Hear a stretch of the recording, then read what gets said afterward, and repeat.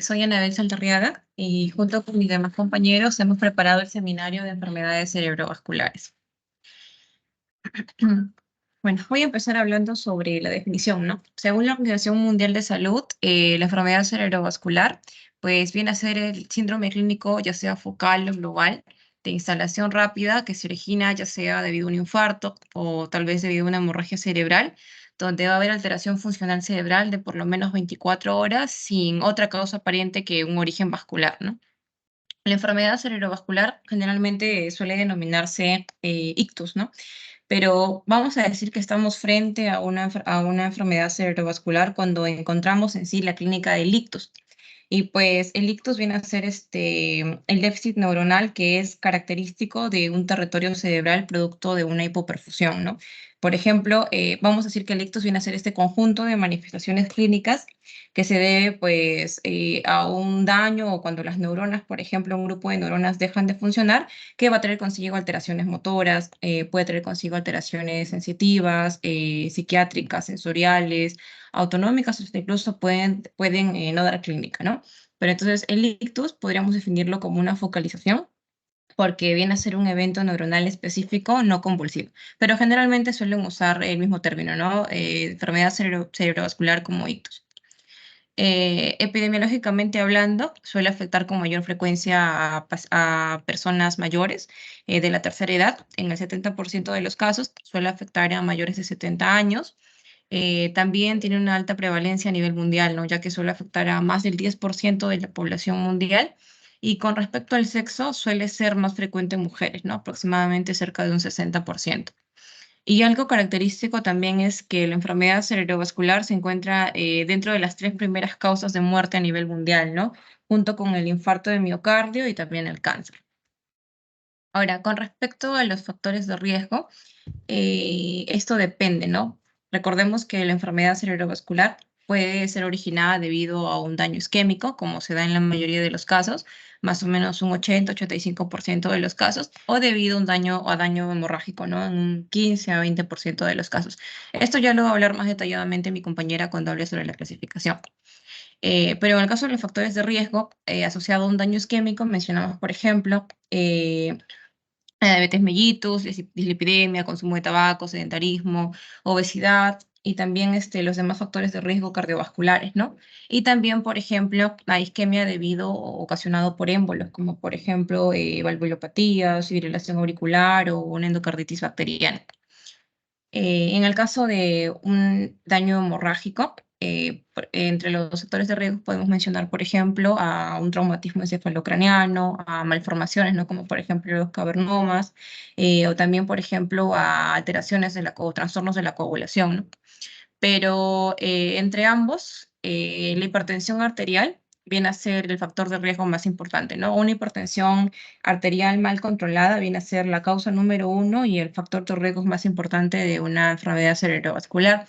Tanto así que podemos decir que una hipertensión arterial puede aumentar hasta incluso 4 veces más el riesgo de desarrollar, ¿no? Una enfermedad cerebrovascular y el consumo de tabaco puede incrementar incluso 2 veces más el riesgo de desarrollar, ¿no?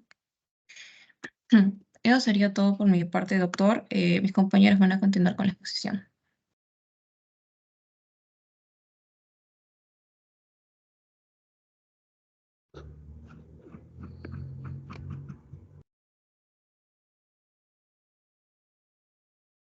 Buenas noches, compañeros. Buenas noches, doctor. ¿Se observa mi pantalla? Sí, se será. Ok. Bueno, entonces vamos a continuar con lo que es la fisiopatología de lo que es las enfermedades cerebrovasculares. Primero que nada hay que recordar un poco sobre lo que es la anatomía. En este caso vamos a ver lo que es la irrigación. Recordemos lo que es el polígono de Willis. Tenemos aquí lo que son las arterias comunicantes anterior, la cerebral anterior, la carótida interna, la cerebral media, la comunicante posterior, la arteria basilar. Todas estas estructuras van a irrigar una zona de lo que es el cerebro. Ahora, Aquí vamos a observar específicamente qué zonas son las que va a irrigar este polígono. Por ejemplo, las ramas terminales de la arteria cerebral anterior se van a observar de color azul. En esta zona es la que va a irrigar estas ramas. Las ramas terminales de la arteria cerebral media, vamos a observar acá en los lados parietales de color rosado. Vamos a observar las ramas terminales de la arteria cerebral posterior de color amarillo. De rojo tenemos las ramas penetrantes de la arteria cerebral media. Luego, de color medio marrón, las ramas penetrantes de la arteria cerebral posterior y arteria comunicante posterior. De verde, en esta pequeña zona vamos a tener la arteria coroidal anterior, y de un amarillo más claro, que vamos a observar aquí, las ramas penetrantes de la arteria cerebral anterior. ¿Por qué es bueno recordar esto? Porque más que nada en una enfermedad cerebrovascular depende mucho el cerebro de su irrigación, ya sea que sea de dos tipos, tanto isquémico, o puede ser tipo hemorrágico, que lo vamos a hablar un poquito más adelante. El taponamiento o la dificultad de la circulación en esta zona va a hacer que cada uno de estos sectores se vea afectado, y depende de la lesión de alguna de estas ramas las que va a provocar los signos o síntomas que vamos a poder ver más adelante.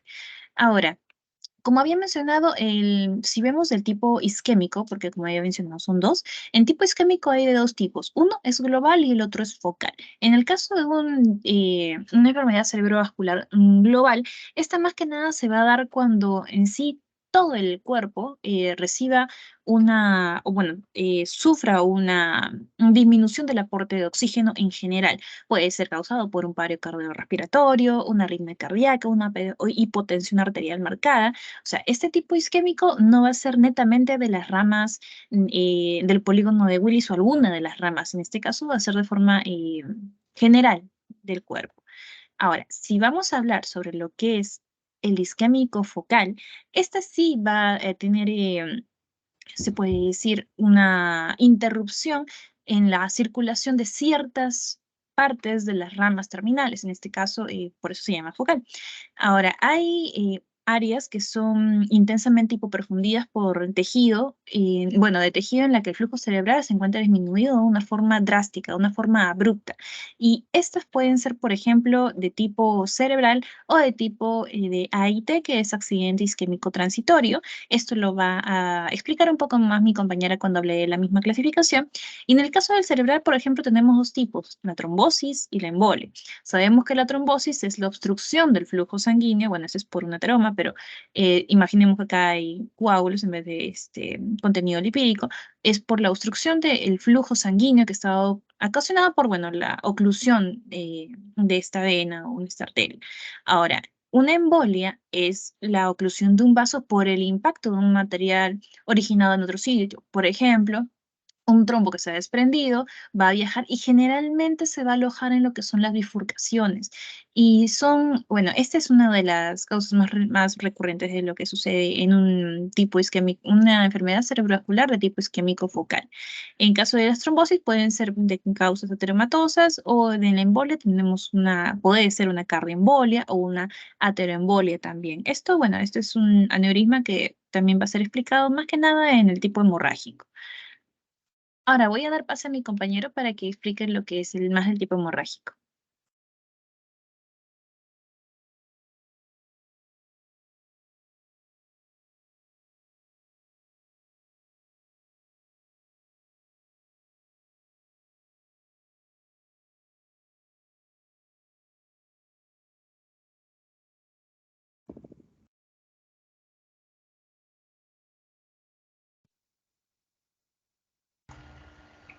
Buenas noches, doctor, compañeros.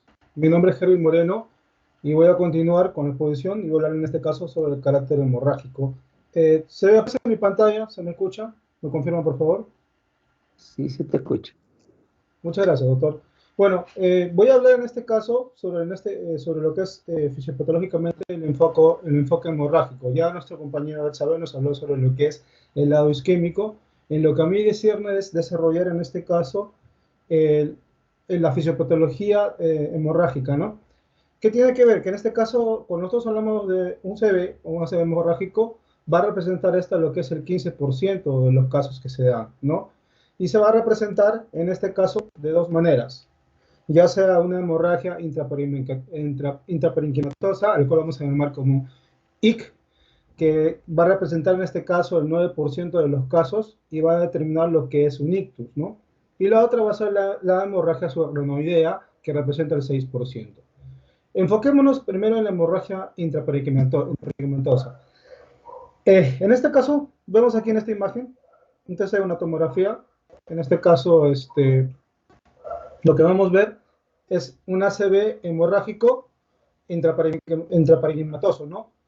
Donde vemos que la sangre, en este lado está enfocado de esta mancha blanca, va a estar un poquito, como se dice, más hipertensa, un poco más cargada, ¿no?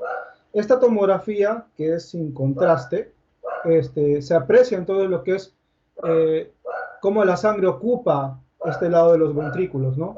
En cambio, en una hemorragia subaracnoidea, como podemos ver aquí en este otro gráfico, que se va a dar, como lo dije, como un 6% de los casos, vemos cómo la tomografía, en este caso de la subaracnoidea, se aprecia un signo el cual se denomina el signo de la cuerda. ¿Qué consiste el signo de la cuerda? Que es cuando la cerebral media está, en este caso, inflamada o hinchada, ¿no? Siguiente diapositiva, bueno, esto es más que nada es un esquema para hablar un poquito, resumir lo que vamos desarrollando. Más adelante les voy a explicar sobre estos dos gráficos que tienen una importancia. Es como un cuadro de lo que vamos hablando y lo que vamos ordenando, ¿no? Aquí creo que es lo que vamos a enfocarnos más, ¿no? Muy bien. Cuando nosotros comenzamos y hablamos sobre lo que es una hemorragia intraparenquimatosa, que es lo que vamos a resolver en este cuadro, se da por la rotura de vasos pequeños que ya han sido lesionados, en este caso crónicamente, ¿no? Y al romperse van a producir lo que es un hematoma. La hemorragia, en este caso intraparenquimatosa, se puede dar por dos causas, una causa primaria y una causa secundaria. Ahora, ¿cuándo es primaria? Cuando está compuesta básicamente por lo que es una hipertensión arterial, como podemos ver en este gráfico, digo, en este cuadrito. Y ahora, ¿cómo es en este tipo?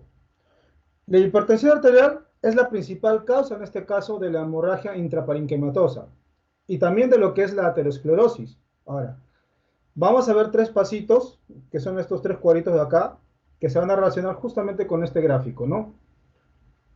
En este diagrama que nosotros podemos observar es lo que es el diagrama, bueno, al menos se entiende así, de lo que es una arteria, ¿no? Con sus tres capitas, como pueden ver, endotelio, íntima y media, ¿no?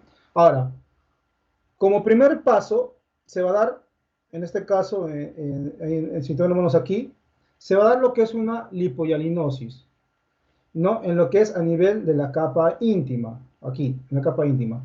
¿Y qué es una lipohialinosis? Son, en este caso, microteromas que van a estar acompañados de trombos, y estos trombos van a ocluir, en este caso, lo que es la luz, ¿no? La luz de las arterias. Ahora, como segundo paso, que sería en este cuadro, en este caso a nivel de lo que es la capa media, va a haber una degeneración de esa capa, porque va a haber unos depósitos de lo que son, en este caso, fibrinoides. Es decir, se van a depositar lo que es fibrina, y entonces la combinación de estos dos daños que hemos mencionado, que es, en este caso, a nivel del vaso, van a ocasionar obviamente un daño más exacerbado en lo que es en el vaso. Y tengamos en cuenta que estos vasos son, como están en lo profundo del cerebro, son vasos más chiquitos, más pequeños. Por lo tanto, también son delgados y no van a soportar este daño. Entonces, ¿qué es lo que sucede? Se rompe y se produce lo que es la hemorragia intraparenquimatosa, ¿no?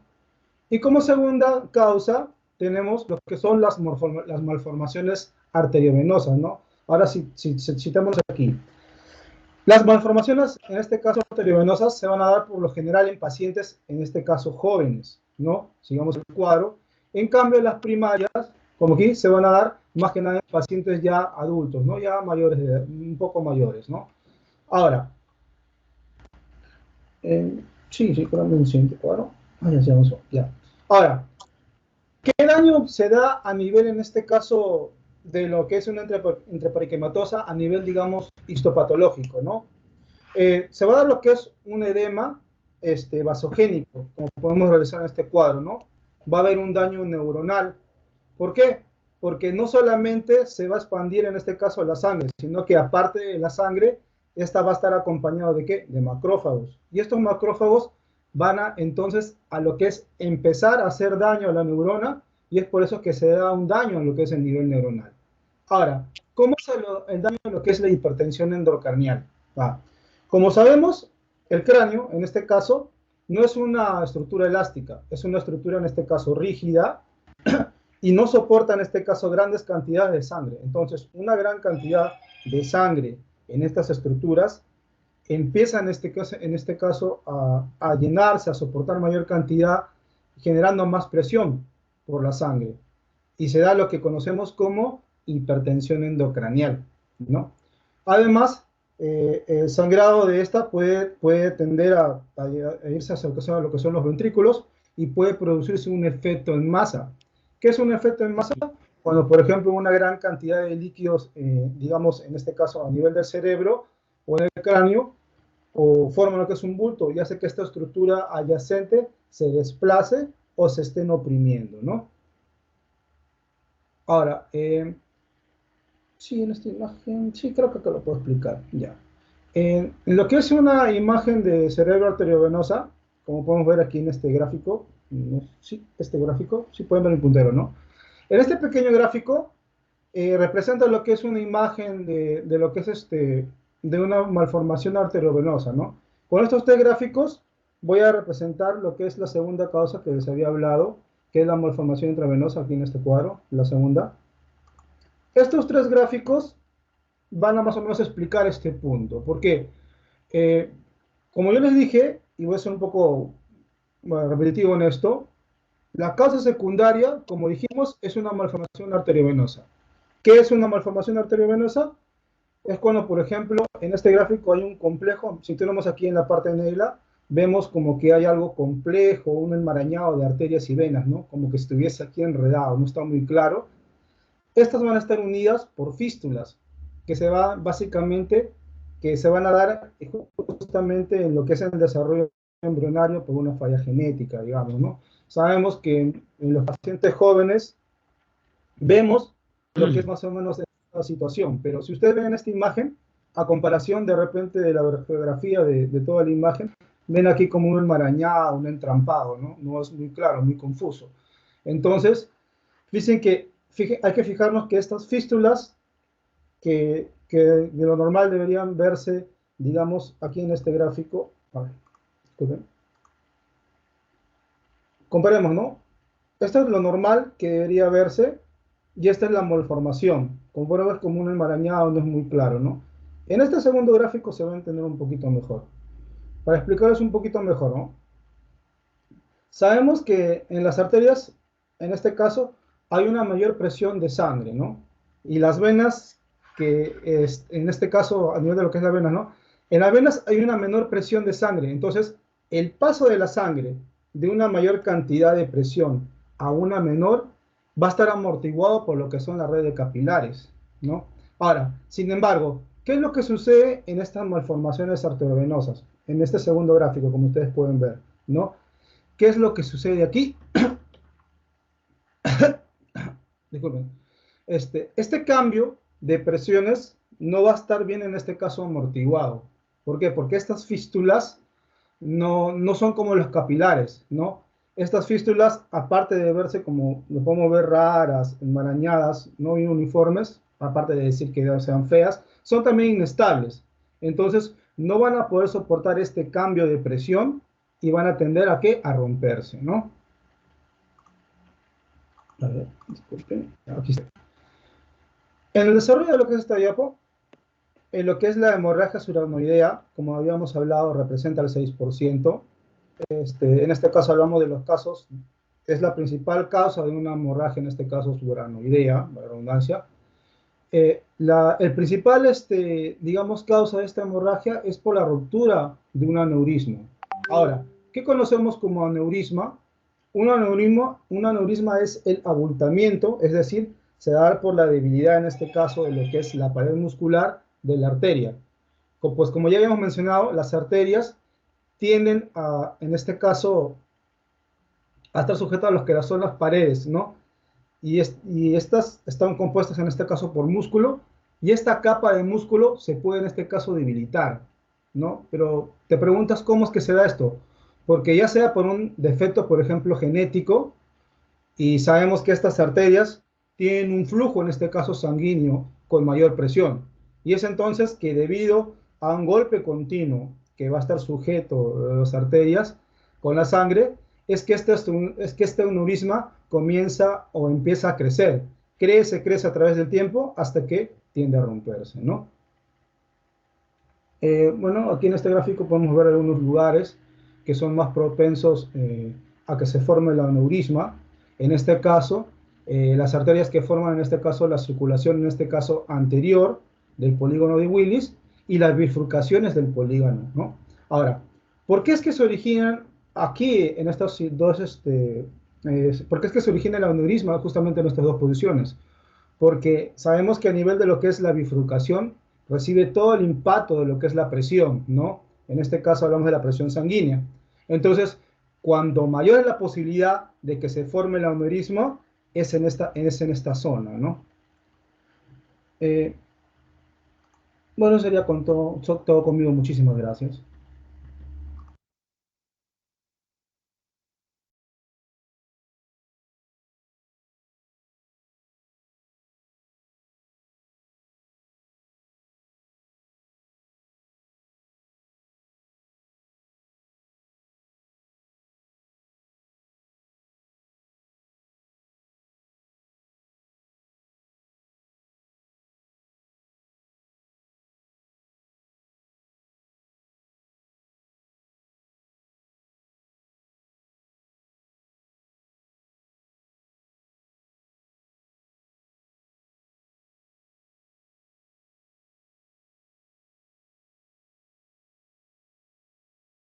Buenas noches, ¿se ve mi pantalla?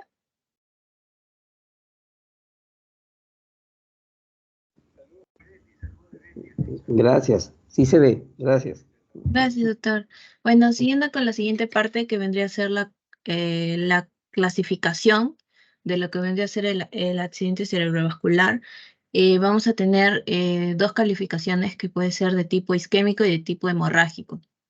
Yo voy a hablar sobre la parte isquémica y mi doctor y mi compañera sobre la parte hemorrágica. En lo que vendría a ser el ictus isquémico va a ser dividido en un ataque isquémico transitorio y vamos a tener un infarto cerebral. En lo que vendría a ser un ictus de tipo isquémico es, es causado por una obstrucción que va a detener el flujo de sangre al cerebro y, y no va a permitir, ¿no? Una adecuada circulación, no va a permitir la circulación sanguínea, puede darse por lesión en horas y representa el 85% de los casos. Y aquí vamos a tener a un accidente isquémico transitorio que, que es un episodio, como le dice, bueno, su mismo nombre, transitorio de una disfunción neurológica. Vamos a encontrar un déficit neurológico que se resuelve en menos de 24 horas. Y también vamos a encontrar que no se va a encontrar secuelas en la tomografía. Podemos encontrar síntomas clínicos también que pueden durar menos de una hora, 24 horas, por ejemplo, que a un paciente se le haya caído el brazo y de un momento a otro se recuperó, ¿no? También, por ejemplo, una amaurosis fugaz, donde hay pérdida de la vista de forma unilateral y fugaz por la isquemia de la arteria retiniana. Em, y también que no da secuelas en la tomografía, por ejemplo, llega un paciente en emergencia con relato de que haya tenido con los síntomas y signos y síntomas que haya tenido un accidente isquémico transitorio, pero al momento de hacer la tomografía no vamos a encontrar nada, ¿no? Luego tenemos el infarto cerebral, que es una necrosis que puede ocurrir en el cerebro, en la retina, como consecuencia de una isquemia focal. Eh, de más de 24 horas de duración o que puede persistir hasta el fallecimiento del paciente. En lo que vendría a ser en el infarto cerebral vamos a tener diversas causas como aterotrombótico, cardioembólico, lacunar y de causa inhabitual y también de causa indeterminado. Comenzando con el primer punto, que vendría a ser atorotrombótico, que es por una obstrucción, por una placa de ateroma ubicada frecuentemente entre la bifurcación carótida primitiva y también el origen de la carótida interna, y debe cumplir al menos de los dos criterios, que es una aterosclerosis con estenosis, que es una estenosis igual o mayor del 50% del diámetro luminal, u oclusión de la arteria extracraneal o de la arteria intracraneal de gran calibre, y en ausencia de otra etiología. Y también la aterosclerosis sin estenosis, que es la presencia de placas o de estenosis menor del 50% en la arteria cerebral media, o puede ser en la arteria posterior o basilar, y con ausencia también de otra patología. Luego tenemos de la causa cardioembólico, que es una obstrucción de un émbolo producido por mayor frecuencia por una fibrilación auricular. Una fibrilación auricular es una contracción anormal de las aurículas. Estas aurículas se van a contraer descontroladamente muy rápido y hacen que se formen coágulos. Y estos coágulos se van a desprender, se bota del corazón y se va por todas las arterias, todo el cuerpo, y eso se le conoce como émbolo. Y este émbolo puede llegar a las arterias del cerebro y las puede tapar, y así va a evitar que la sangre pase por el cerebro. Y también puede ser por una estenosis mitral. También tenemos de causa lacunar, que es un infarto pequeño, un infarto de pequeño tamaño, menos de 1.5 centímetros de diámetro, que es una obstrucción de arterias perforantes del polígono de Wills, por una hipertensión y por una diabetes mellitus. Tenemos de causa indeterminada. De causa indeterminada, bueno, es más que todo por una obstrucción de hemoglobinopatías, hiperviscosidad, hipercoagulabilidad, el síndrome de antifosfolípido, bueno, a esto se refiere, por ejemplo, en hiperviscosidad, que la sangre va a estar viscosa, muy viscosa, que va a hacer que no haya una buena circulación de la sangre, ¿no? Y de causa inhabitual, que es una causa desconocida, que haya sido por una causa desconocida. Y bueno, también lo que vendría a ser de tipo isquémico también se puede clasificar según su localización, que puede ser global o focal. Global, cuando afecta a toda la circulación, ocurre en shock, en hipoxia. Eso es más que todo en isquemias globales. También puede ser en isquemia focal, cuando se va a obstruir un territorio, un territorio específico, ¿no? Bueno, eso es todo por mi parte, lo doy paso a mi compañera.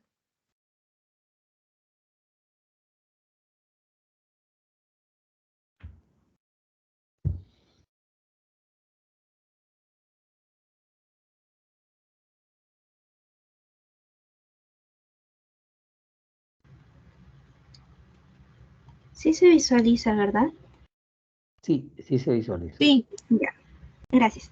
Bueno, continuando, tendríamos lo que es el ictus o ACV hemorrágico, que básicamente sería el 15% de estos casos.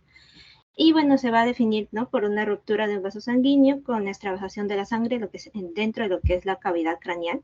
Este se va a diferenciar con el anterior, que es el isquémico, dado que los signos y síntomas no se van a limitar a lo que es un único territorio vascular.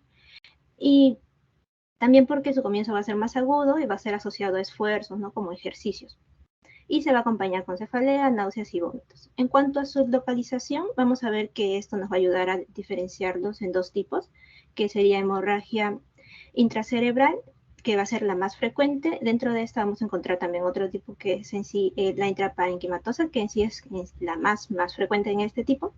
Y en su causa va a ser lo que es generalmente la hipertensión arterial. También cuando son hemorragias lobares va a ser por rupturas de pequeñas malformaciones y también por causas de angiopatías amiloides en lo que son mayores de edad y también por ciertos tumores que ya mencionaré más adelante.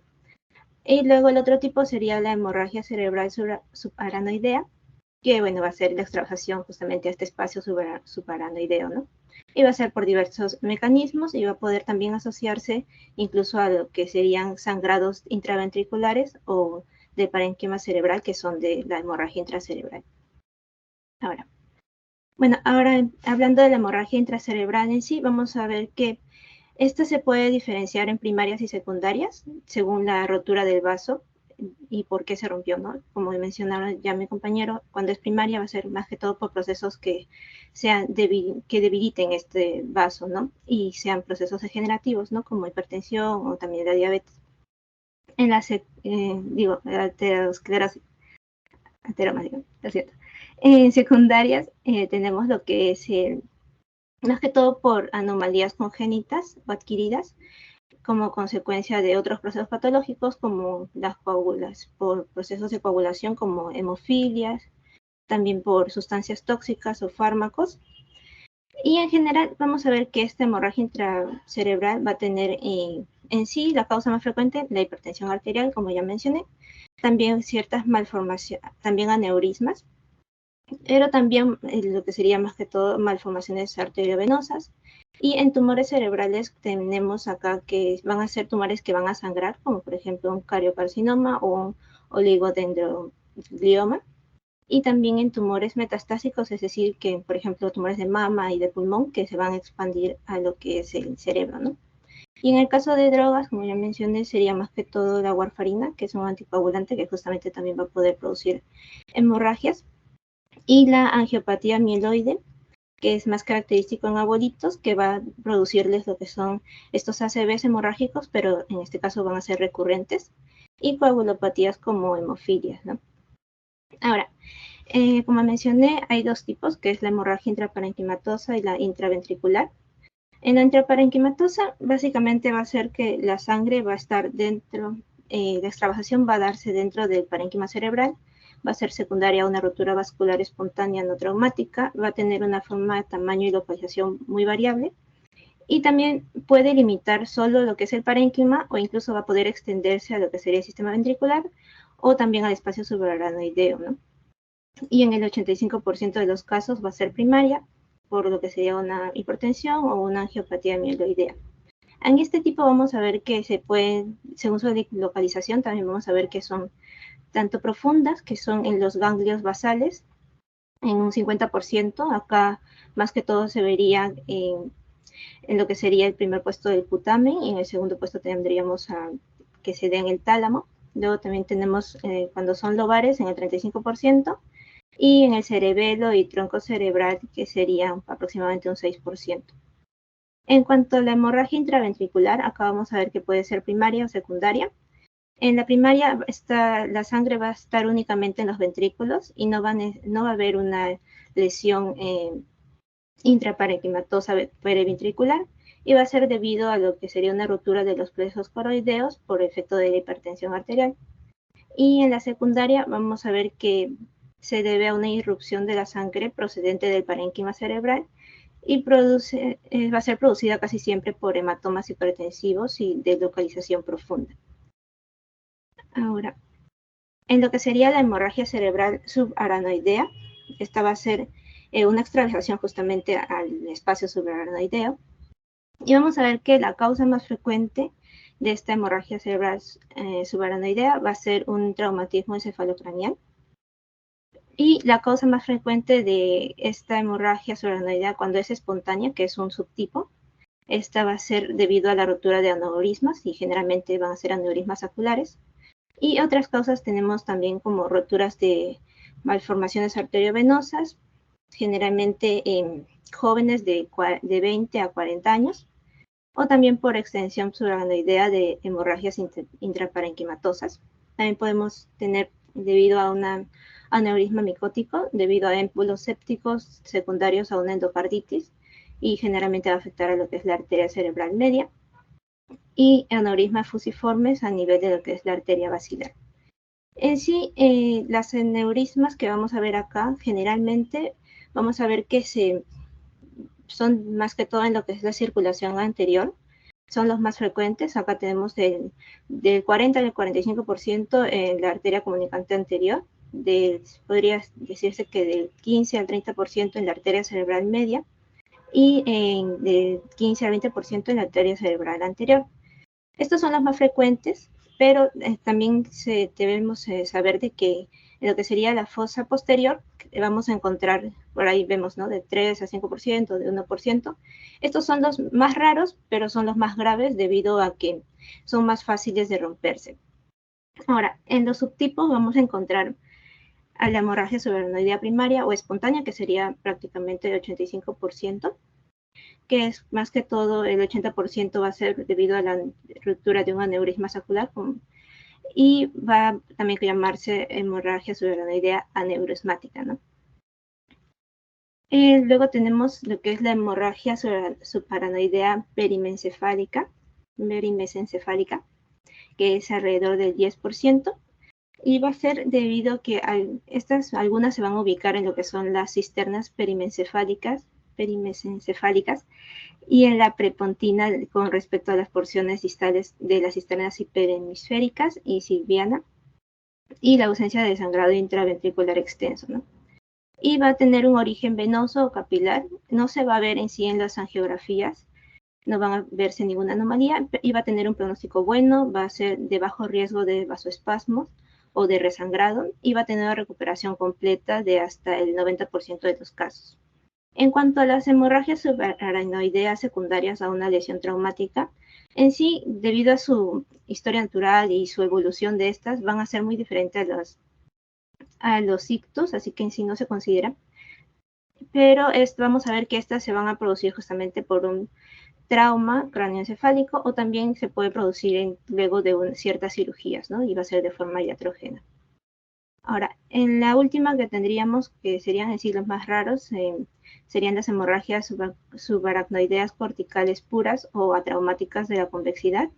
Va a ser una presencia de sangre en uno o más surcos corticales, y va a tener una presentación más indolente, va a presentar cefalea leve, crisis epilépticas o focalidad neurológica relacionada con la localización. Acá, cuando son pacientes de más de 60 años, generalmente son por angiopatía mieloide. Cuando son de menor de 60 años, van a ser debido a disecciones, malformaciones arteriovenosas, trombosis venosas, vasculitis, o entre otras, ¿no? Su tratamiento en este caso y el pronóstico van a depender en sí de la causa de esta hemorragia. Y ya, eso sería todo por mi parte.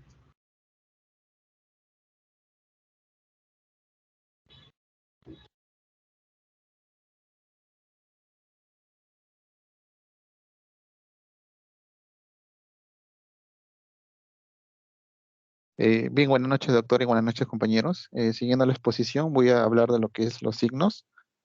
Con referente a los signos del ictus, vamos a tener el primer signo, que es el adormecimiento, ¿no? Donde el cual el paciente va a tener adormecimiento tanto en la cara, en los brazos y también en las piernas, ¿no? Pero también va a tener específicamente adormecimiento en un solo lado del cuerpo, ¿no?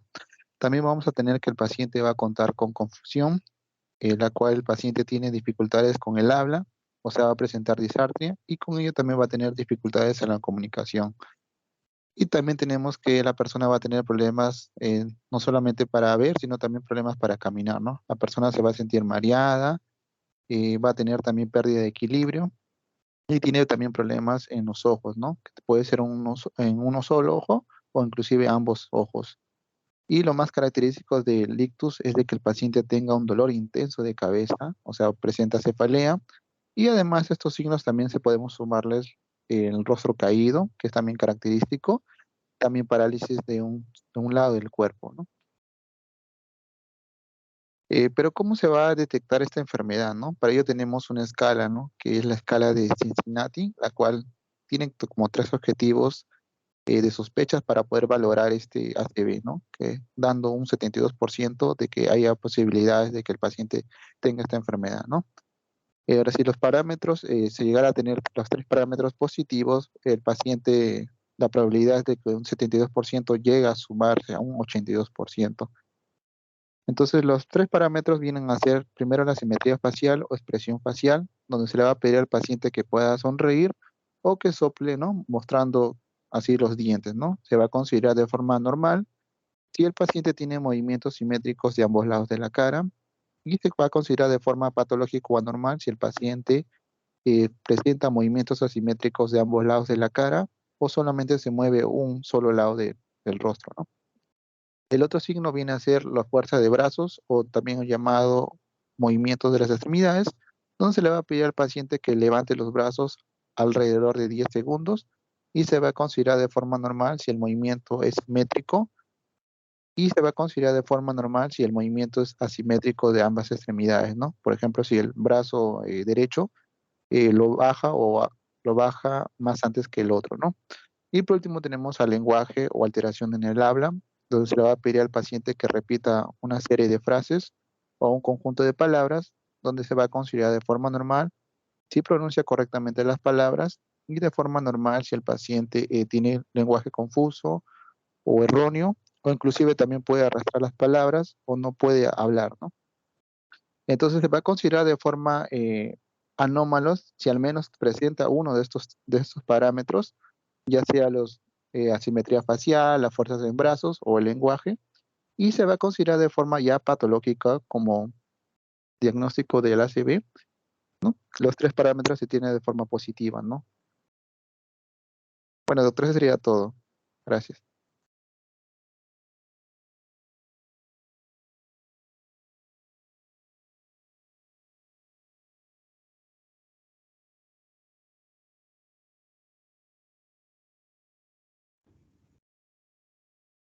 Buenas noches, doctor. Soy Lorena Esperanza Quispera y voy a continuar con la exposición hablando sobre los síntomas. Como ya lo indicó mi compañero, bueno, va a existir algunos síntomas, ¿no? Que entre ellos va a estar la dificultad para levantar el brazo, la alteración de la visión, la dificultad en permanecer de pie o mantenerse sentado, ¿no?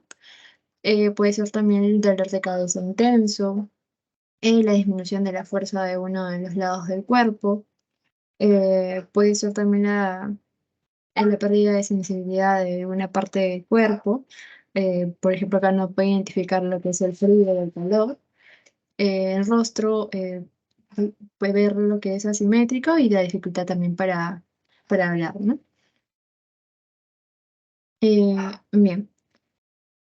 En cuanto a las manifestaciones clínicas, vamos a ver que se va a presentar que el ictus, bueno, se va a manifestar como un déficit neurológico de instalación brusca, ¿no? Va a ser congruente y con los síntomas de ello va a dar lo que es una hipoperfusión de un territorio vascular y habitualmente va a ser arterial.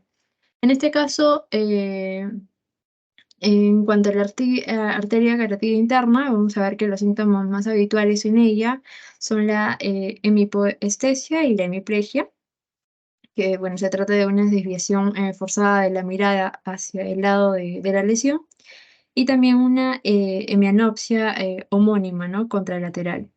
También puede darse una fascia en el caso de la afectación del hemisferio dominante y una hemidiligencia y una anosognosia contralateral, que es la más frecuente en la afectación del hemisferio no dominante, ¿no? En cuanto a la arteria cerebral, vamos a ver también algunos síntomas que puede presentarse lo que es una desviación de la comisura de los labios contralateral a la hemiplegia. Puede darse también lo que es una hemiplegia y hemipoestesia predominio braquial o contralateral también a la lesión. Puede darse una pérdida de la sensibilidad contralateral a la lesión, una desviación de los ojos contralateral a la hemiparesia y una fascia si la lesión es izquierda, ¿no? En cuanto a la arteria vertebral, nos puede dar alteraciones de la sensibilidad, como por ejemplo cefalea, dolor, náuseas, vértigo, visión doble, inestabilidad para caminar, alteración del habla. En la arteria carotidia anterior se va a manifestar como hemiplegia, hemianopsia homónima y una hemiapoestesia contralateral. En cuanto a la arteria cerebral anterior, bueno, ya le indiqué, ¿no? Que se puede dar también como un trastorno urinario, uno de ellos, una pérdida también de interés en el entorno y un cambio también de personalidad. En cuanto a la arteria cerebral posterior, se puede dar como una hemianopsia contralateral a la lesión, Y puede darse en la arteria basilar, se puede dar lo que es una alteración de la conciencia e incluso coma, ¿no? Una pérdida también de la fuerza en las cuatro extremidades, puede darse la alteración también en la movilidad de los ojos, puede haber una dificultad para el habla, una amnesia, alucinaciones, alteración visual o incluso también llegar a la ceguera. En cuanto a la arteria cerebral anterior, bueno, la rigidez acá, para recalcar, es que la rigidez paratónica de las extremidades va a ser habitual. Y va a haber también oclusión del tronco común, que acá se va a cursar como hemiplegia o también una hipopaestesia o una hemianopsia anónima contralateral también. Ahora, para ello, para poder identificarse, existe dos memotecnias, tanto en español como en inglés. Vamos a tener acá como memotecnia el rápido, ¿no? Para poder identificar los síntomas de este ACV. De este ACV, que es como R, vamos a tener el RIE, el A de abraza, la P se pronuncia bien el paciente, la I si está consciente o inconsciente, la D si está descoordinado, el lado de ojo, ver si hay un déficit visual, ¿no? Y en cuanto la otra memotecnia es el bifaz. El bifaz es ser rápido, ¿no? Como ve, vamos a tener el balance, que en español es equilibrio, y acá vamos a observar al paciente si hay una pérdida de equilibrio, si pues tiene mareos o su coordinación no está de una manera adecuada, ¿no? En la E es eyes, vamos a ver acá los ojos, ¿no? La pérdida de visión de un lado de los ojos o incluso de los dos ojos. Vamos a ver también el face, la cara. Vamos a ver si existe algún adormecimiento o alguna caída de los músculos de la cara. Vamos a ver también el arms, los brazos, si hay alguna debilidad repentina en manos o también en los brazos, ¿no? Especialmente se puede dar en un lado del cuerpo, como una hemiplegia. Eh, Como ese, tenemos el speech, el habla. Vamos a ver acá si el paciente presenta problemas al hablar o para poder entender o existe alguna confusión en ello. En la T es el time.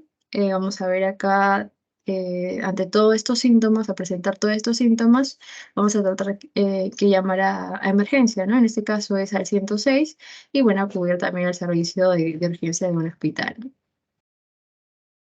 Bien, doctor, eso sería todo por mi parte. Muchas gracias.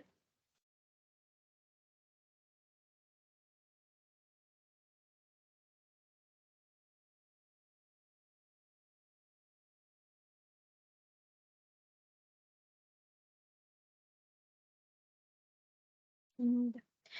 Buenas noches, doctor. Buenas noches, compañeros. Continuando con la exposición, voy a hablar sobre la parte de diagnóstico, ¿no?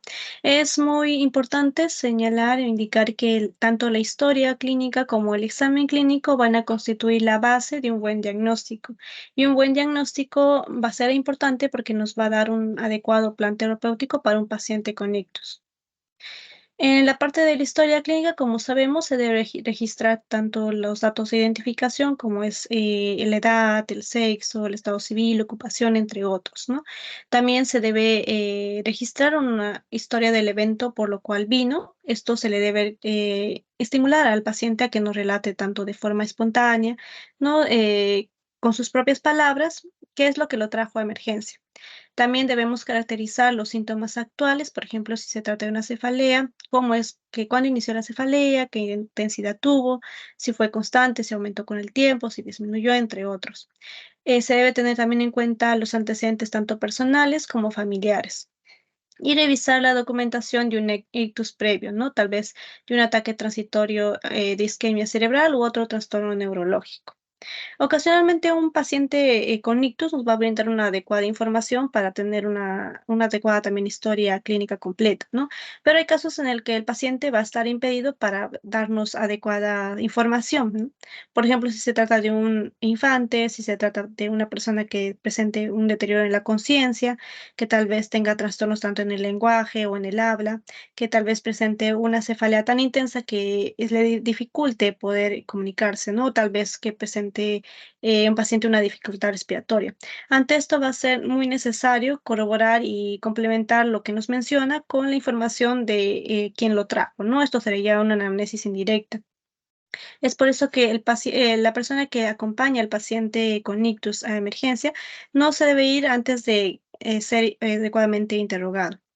Lo más importante también en la historia clínica es el tiempo en el que va a comenzar las manifestaciones clínicas, ¿no? Y para los enfermos o los pacientes, por ejemplo, que no nos pueden decir cuándo es que inició exactamente estas manifestaciones clínicas, se va a tomar en cuenta el último momento en el que este paciente estuvo despierto o en el último momento donde este paciente no presentaba síntomas o manifestaciones clínicas como ya vimos, ¿no? Para recordar nada más, sería debilidad, entumecimiento súbito de un lado del cuerpo, pérdida súbita de la visión en uno o ambos ojos, dificultad súbita para hablar o comprender el lenguaje, mareo, dificultad en la marcha súbita y sobre todo la presencia de una cefalea muy intensa de causa no precisada. ¿No? Es también importante saber que los pacientes nos pueden indicar estos síntomas o signos, pero ellos van a usar tal vez diferentes términos, ¿no? Un ejemplo podría ser que el paciente mencione que tiene pesadez o que tiene entumecimiento, pero en sí se trata de un trastorno más del sistema motor y somatosensorial. Otro caso podría ser que el paciente nos indique que tuvo temblores o que solamente se desmayó, pero en sí el paciente presentaba convulsiones. No, por ejemplo, puede decirnos que tuvo torpeza en los movimientos últimamente, cuando en sí el paciente presentaba una ataxia. Entonces va a ser importante interrogarlo de la siguiente manera, ¿no? Para saber la naturaleza, tenemos que preguntarle lo siguiente, ¿no? El trastorno del sistema motor somatosensorial es tal vez visual o de otra modalidad. Para saber la cualidad, debemos preguntar, ¿ocurrió una pérdida de la función? Por ejemplo, hubo debilidad, entumecimiento, o hubo tal vez ganancia de una función. Tal vez el paciente presentó compulsión, varestesia, entre otros. También, si queremos saber la distribución anatómica, podemos preguntar, ¿el síntoma afecta a la cara, el brazo y o la pierna, ¿no? También debemos saber la forma de inicio, fue súbito o gradual.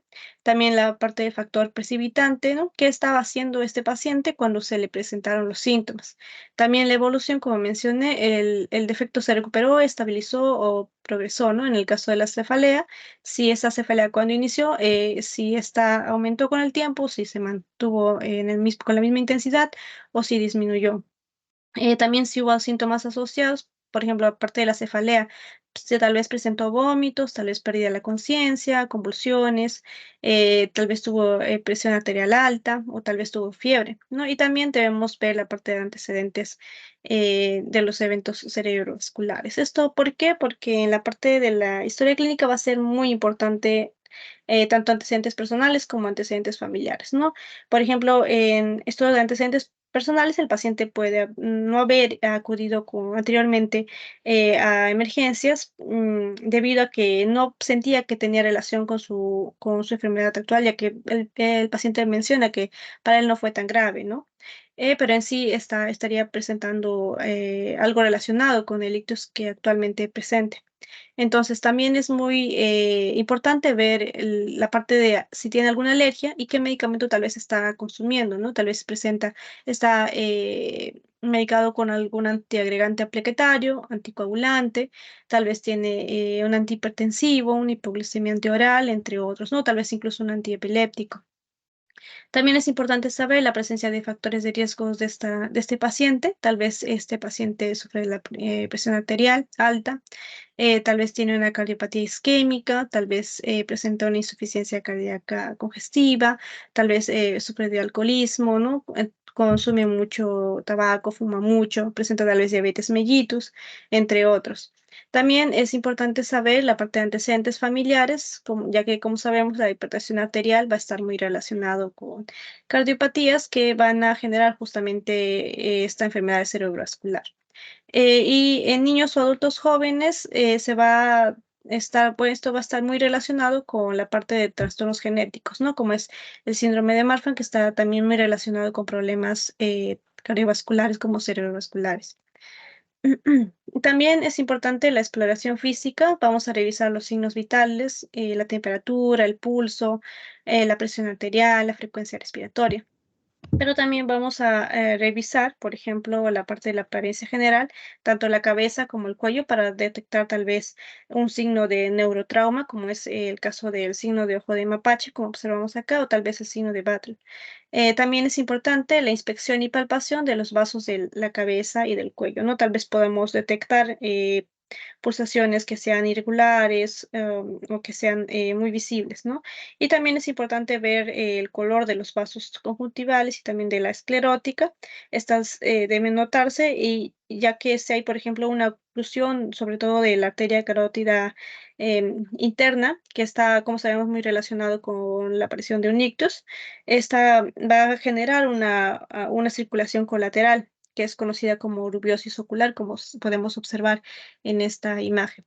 También es importante hacer la exploración del fondo del ojo, ya que podría haber presencia de algunas hemorragias, como es el caso de la hemorragia subhialoidea, que está muy relacionada con una hemorragia subaracnoidea.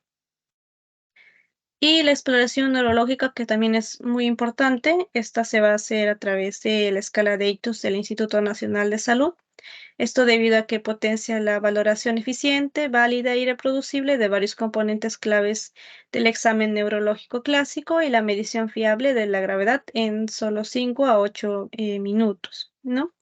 Esta escala es muy importante porque, por ejemplo, va a cuantificar, ¿no? El déficit neurológico que está presentando el paciente. Y esto nos va a poder decir qué pronóstico va a tener el paciente, cómo va a evolucionar y también qué tratamiento se le debería dar, ¿no? Si vemos un poco la tabla, vamos a tener, por ejemplo, 11 ítems, de los cuales lo que nos señalan es que al hacer la evaluación, el personal debe hacerlo de manera ordenada y de forma rápida. También algo muy importante es que cuando se le está haciendo esta escala, por ejemplo, no se puede saltear de un ítem 1 al 3, o por ejemplo, no se puede regresar del 3 al 2 para cambiar la puntuación, ya que esta puntuación va a ser lo que vemos en el paciente, no, no lo que el médico o el personal cree que le está pasando al paciente. Entonces, para ver el 1A, que es, se ve el nivel de conciencia. Si está en alerta, se le pone 0 puntos. Si no está en alerta, hay mínimo, responde a mínimos estímulos verbales, 1 punto. Si responde solo a estímulos dolorosos, 2 puntos. Si no hay, si hay respuesta refleja o no hay respuesta, 3 puntos. En la parte 1B, que son las preguntas, se le va a hacer preguntas simples, sencillas, no fáciles de contestar, como es, por ejemplo, ¿dónde estamos? ¿En qué mes estamos? ¿Qué edad tienes? ¿Qué día es? ¿No? Se hacen 2 preguntas. Y si ambas responde de manera correcta, se va a poner 0 puntos. Si responde solamente una de manera correcta, se va a poner 1 punto. Si las dos la responde mal, 2 puntos. También en la parte de órdenes motoras, se le va a pedir al paciente, por ejemplo, que cierre los ojos, que abra y cierre la mano, que levante el brazo, levante la pierna. Dos órdenes, ¿no? Si ambas órdenes lo hace de manera correcta, 0 puntos. Si lo hace una correcta, 1 punto. Si ninguna de las dos la hace de manera correcta, 2 puntos. También en la parte de la mirada conjugada horizontal, si es normal, 0 puntos, ¿no? Si hay parálisis parcial de la mirada, 1 punto. Si hay desviación forzada de la mirada, 2 puntos, ¿no? Esto sobre todo va a ser para poder evaluar la parte el craneal, el 3, el 4 y el 6, ¿no? La parte de los oculomotores, tanto el común, el patético y el externo. En la parte del campo visual, vamos a ver si es normal, 0 puntos. Si hay una hemianopsia parcial, 1 punto. Si hay una hemianopsia completa, 2 puntos. Si hay ceguera, no se ve, no ve nada, 3 puntos. En la parte de la paresia facial, si hay movilidad normal, 0 puntos. Si hay una paresia menor, 1 punto, ¿no? Es decir, que no puede mover la parte inferior de la cara. Apariencia parcial, casi toda la parte de la cara no puede moverla, 2 puntos. Una parálisis completa ya de mi cara, 3 puntos. El quinto ítem se evalúa tanto el miembro superior derecho como el miembro superior izquierdo. El puntaje va a ser independiente, ¿no? Para cada miembro. Si no hay caída del miembro, 0 puntos. Si hay una caída en menos de 10 segundos, 1 punto. Si hay esfuerzo contra la gravedad, 2 puntos. Si hay movimiento en el plano horizontal, es decir, que no hay esfuerzo contra la gravedad, 3 puntos. Y si no hay movimiento, 4 puntos. Igualmente se va a evaluar tanto el miembro inferior derecho como el miembro inferior izquierdo, ambos tendrán puntajes independientes, ¿no? En la ataxia de miembros, si está ausente, 0 puntos. Si hay presencia en una extremidad, 1 punto. Si en las dos extremidades hay ataxia, 2 puntos. En la exploración sensitiva, normal, 0 puntos, ¿no? Acá, por ejemplo, lo que se le hará al paciente es hacerle punzones en la cara y que nos diga si siente que se le ha tocado y si siente el dolor, ¿no? Si, por ejemplo, tiene una pérdida entre ligera y a moderada, es decir, que el paciente se le hace ese procedimiento y él nos indica que sí ha sentido que se le ha tocado, pero no sintió el dolor, va a ser 1 punto. Si hay pérdida entre grave y total, es decir, que el paciente no ha sentido que se le haya tocado ni tampoco sintió dolor, 2 puntos. En la parte del lenguaje, si es normal, 0 puntos. Si es una fase ligera, moderada, no comprende algunas frases, algunas oraciones, 1 punto. Si hay fase grave, comprende algunas solamente oraciones, 2 puntos, ¿no? Si hay una fase global, es decir, que ya no hay comprensión, 3 puntos. En la parte de disartria, si está normal, 0 puntos. Si es ligera o moderada, es decir, que arrastra algunas palabras, 1 punto. Si es grave o anartria, ya el habla es ininteligible, o en este caso también se trata de un paciente mudo, se le va a poner 2 puntos. Ahí si hay extinción, inatención, negligencia, es decir, si está normal, 0 puntos. Si hay una extinción parcial, 1 punto. Si hay extinción completa, 2 puntos, ¿no? En extinción completa, ¿a qué nos referimos? Cuando, por ejemplo, el paciente no reconoce sus propias manos o se orienta solamente en un lado del espacio. No, también algo importante que mencionar es que tal vez podamos ver NE en la puntuación. ¿Esto qué significa? Que no ha sido explorado, ya sea porque el paciente presenta amputación, por ejemplo, al querer explorar el miembro inferior derecho o izquierdo, y la persona se encuentra amputada de ese miembro, se le va a poner NE. También no explorada, por ejemplo, por intubación, ¿no? Si queremos hacer la exploración de si hay disartria, no se le va a explorar debido a la intubación, entonces se le pone NE. Y según lo que nos sale el puntaje, si tiene 0 es que es un paciente sin déficit neurológico, ¿no? Si tiene entre 1 a 4 es un déficit leve, si es 5 a 15 es un déficit moderado, si tiene un 16 a 20 es un déficit importante y si tiene más de 20 ya es un déficit grave. Eso sería todo por mi parte, doctor. Muchas gracias. Ok. Bien, buenas noches, doctor.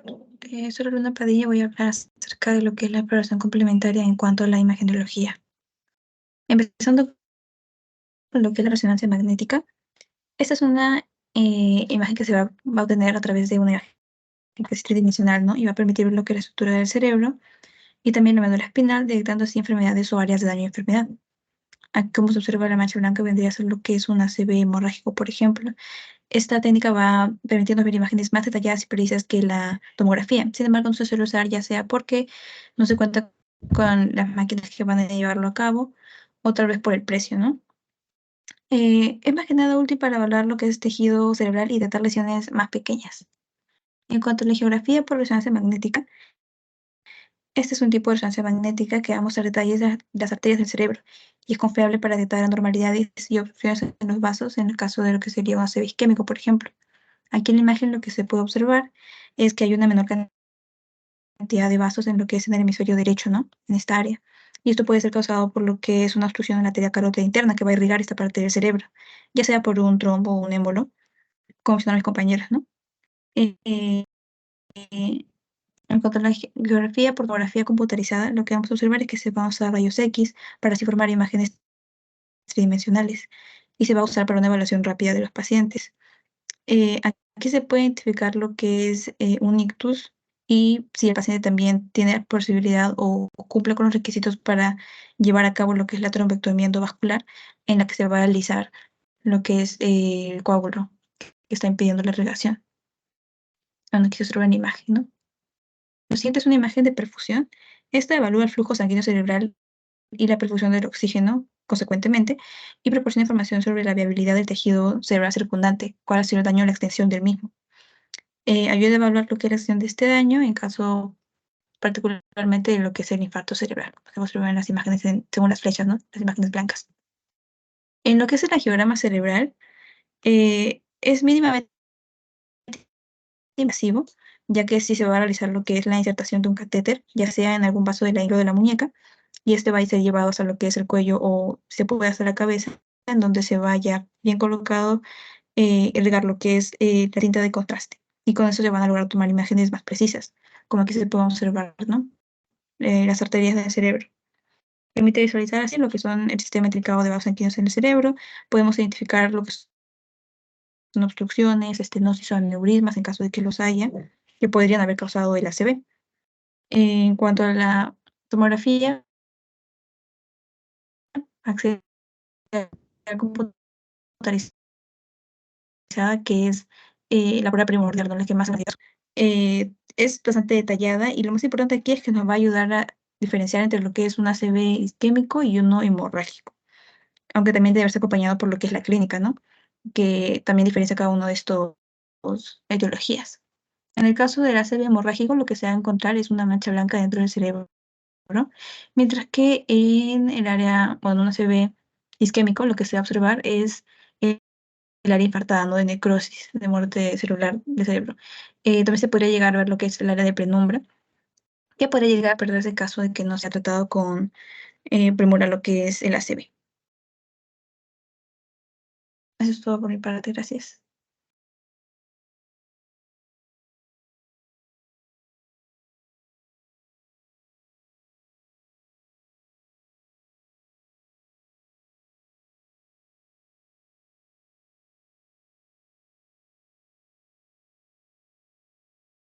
Buenas noches, doctor y compañeros. Bueno, yo continuando con la exposición, voy a hablar sobre el tratamiento, ¿no? En cuanto a lo que son las enfermedades cerebrovasculares. Y bueno, tenemos que tener en cuenta que, bueno, mis compañeras ya han mencionado, ¿no? Que vamos a clasificarlas tanto en isquémico como en hemorrágico. Entonces, en eso también se va a basar el tratamiento. Entonces, cada uno va a tener un tratamiento establecido en este caso, ¿no?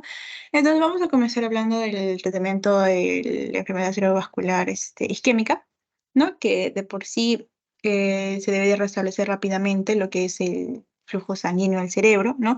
Y para eso se va a utilizar pues dos intervenciones que van a ser fundamentales.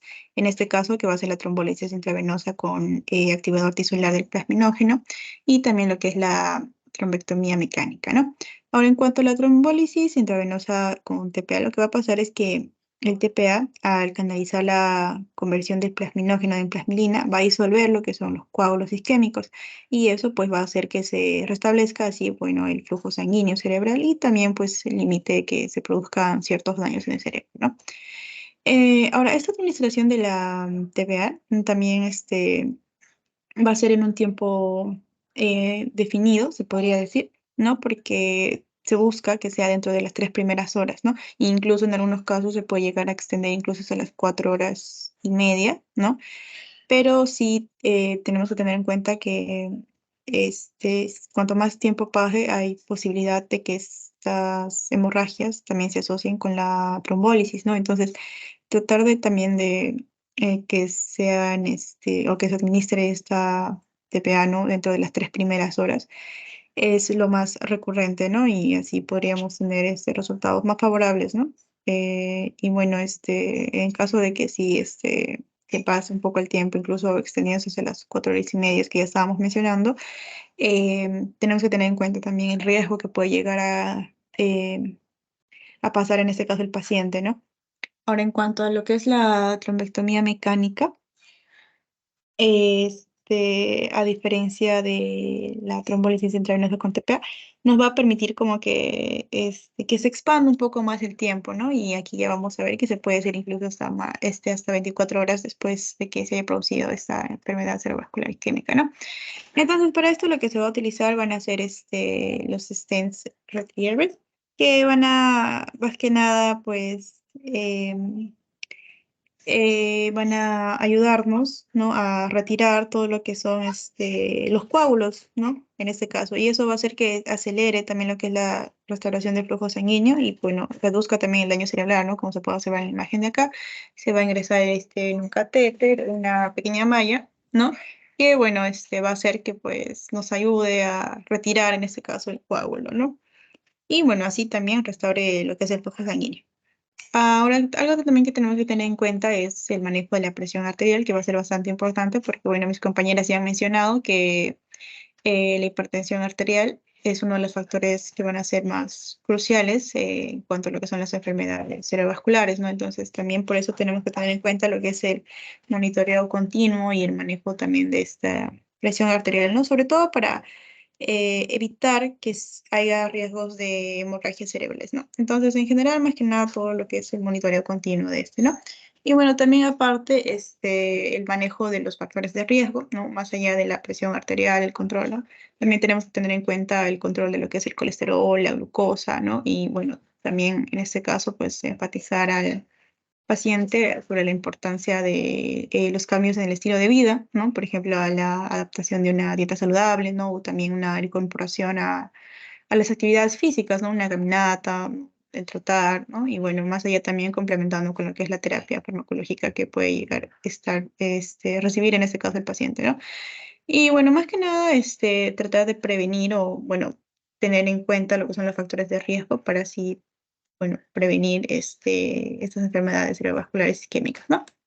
Ahora, en cuanto a la enfermedad cerebrovascular hemorrágica, bueno, primero que nada, igual, ¿no? Tenemos que tener cierto monitoreo constante sobre los signos vitales, aparte también la evaluación neurológica, ¿no? Para que así pueda actuar con un tratamiento adecuado en este caso, ¿no?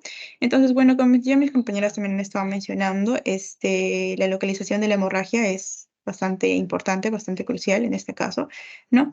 Y bueno, también aparte, lo que es el control de la presión arterial, que era lo que ya estábamos hablando, ¿no? Si de por sí, en el caso del isquémico, se puede llegar a permitir un cierto grado de hipertensión, ¿no? Para perfundir el tejido cerebral isquémico, pero en el caso del hemorrágico sí tenemos que tener un enfoque mucho más agresivo hacia lo que es el control de la presión arterial, ¿no?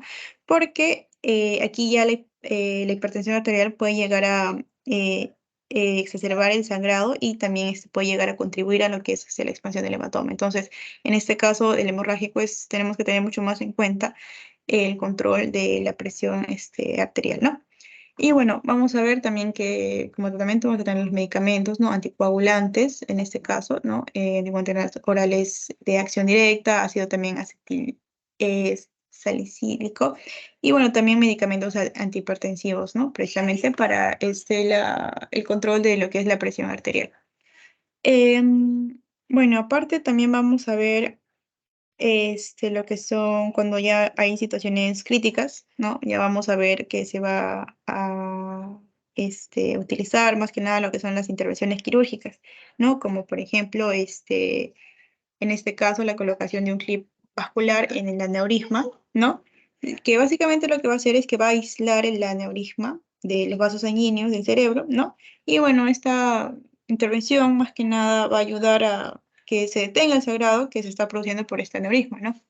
También vamos a ver lo que es la embolización con espiral, ¿no? Que lo que va a hacer es que va a interrumpir el flujo de la sangre hacia el aneurisma, o mejor dicho, va a sellar el aneurisma, ¿no? Entonces aquí el médico, ¿no? Va a insertar un catéter en una arteria, ¿no? Hasta el aneurisma del cerebro, ¿no? Y a través del catéter, pues va a introducir como un pequeño espiral, ¿no? Que lo que va a hacer es que se forme un coágulo en la sangre, y eso va a hacer que se interrumpa el flujo de la sangre por el aneurisma y eso evite que se vuelva a romper este mismo, ¿no?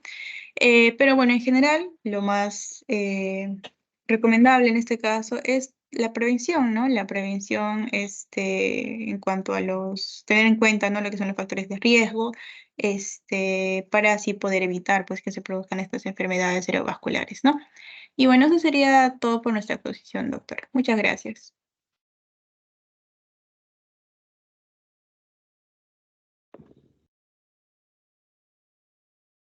Bien. Bueno, comentarios primero. A ver, algún comentario sobre el tema.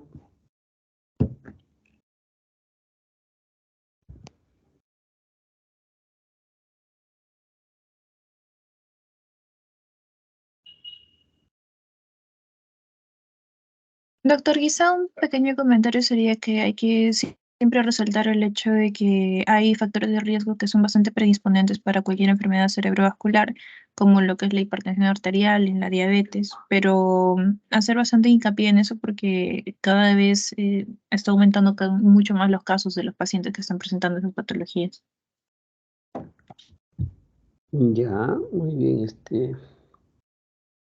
Elizabeth. ¿Algún otro comentario para empezar a hacer preguntas?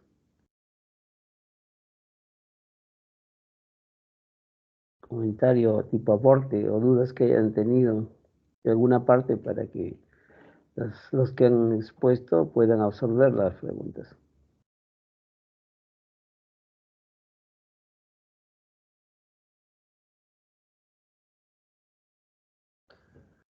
Bien, si no hay, empiezo a hacer preguntas. A ver, el diagnóstico del SB, que es como se denomina, ACV figura todavía dentro de la clasificación de CIE-10, ¿no? Como accidente cerebrovascular y obviamente pues pasamos de de un accidente cerebrovascular a una enfermedad cerebrovascular, ¿no? Porque eso constituye, es una enfermedad cerebrovascular de diferentes tipos y diferentes etiologías, con una, digamos, con un efecto deleterio establecido de acuerdo al tipo de SB que tenga el paciente. En lo que se refiere, y para aclarar algunos puntos que me parece que hay que complementarlo con ustedes, es sobre la evaluación del examen clínico neurológico. ¿Cómo debemos empezar el examen clínico neurológico en un paciente con sospecha de una patología neurovascular? A ver, ¿qué dices, José Giancarlo Hernández?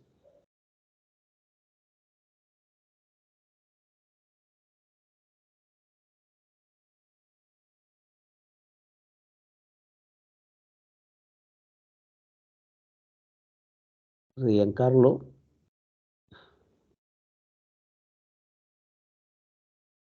¿se ha desmayado o está en otra clase?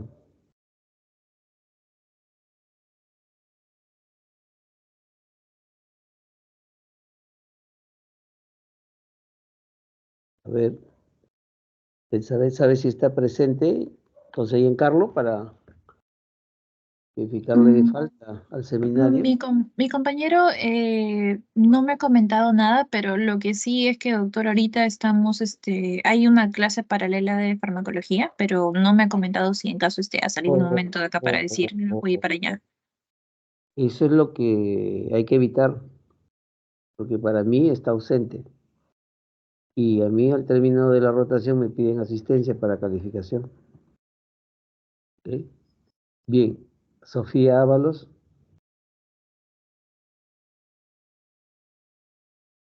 Sí, doctor. Referente a la pregunta. Se podría, bueno, aparte de hacerlo de los signos vitales, de repente también a la inspección, ¿no? Los signos de ojo de mapache que puede ver, ¿no? También si es que se pone una exploración de fondo de ojos y también lo de las escalas, ¿no? La escala de Nice podría ser.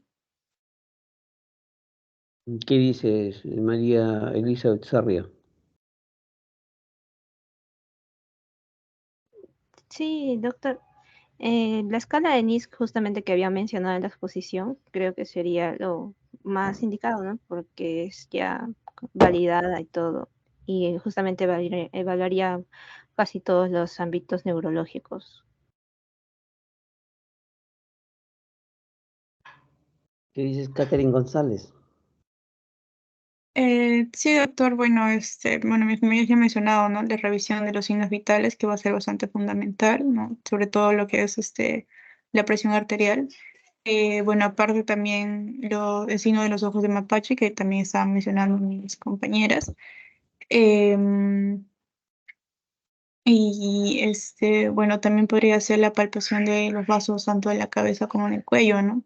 Y bueno, creo que eso más que nada, doctor.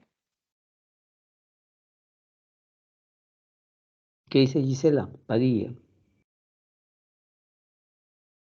Sí, doctor, en cuanto a un paciente con ACV, supongo que como todo paciente primero se debería empezar con lo que es eh, eh, la historia clínica, luego con lo que es la exploración física.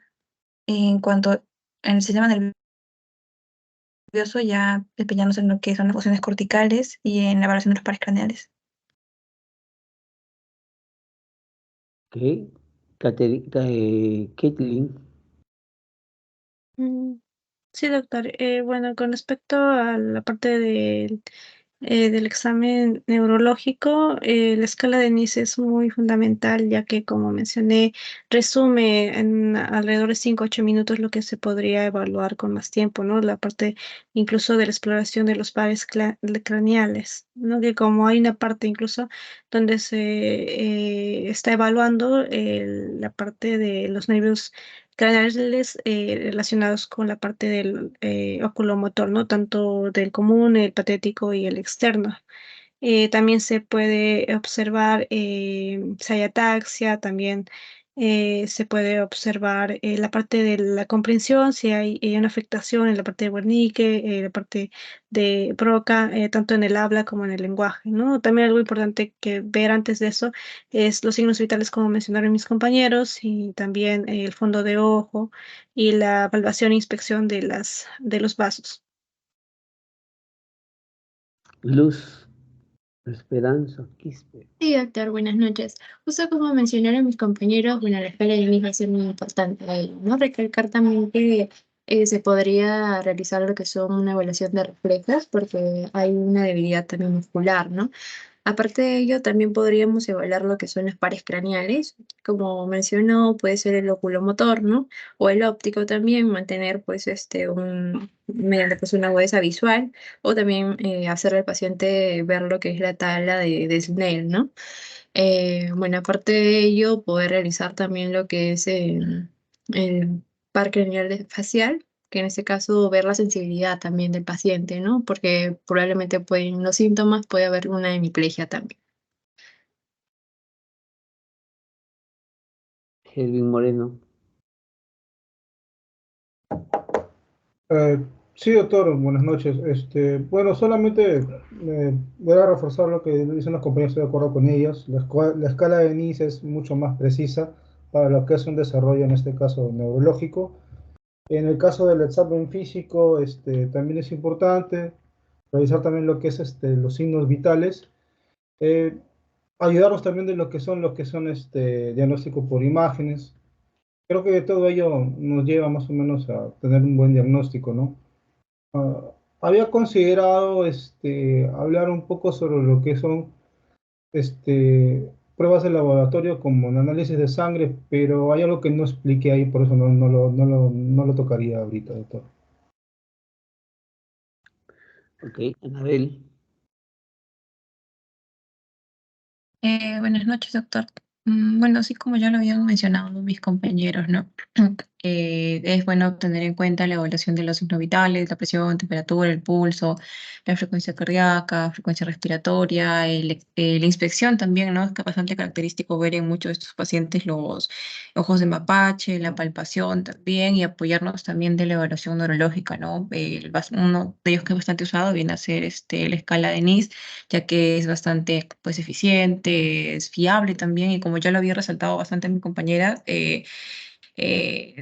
lo permite medir pues en un tiempo bastante corto, ¿no? Entre 5 a 8 minutos. Y se puede pues medir tanto el nivel de conciencia, se puede medir también si hay ataque de miembro, si hay disartria, por ejemplo, y todo ello, ¿no?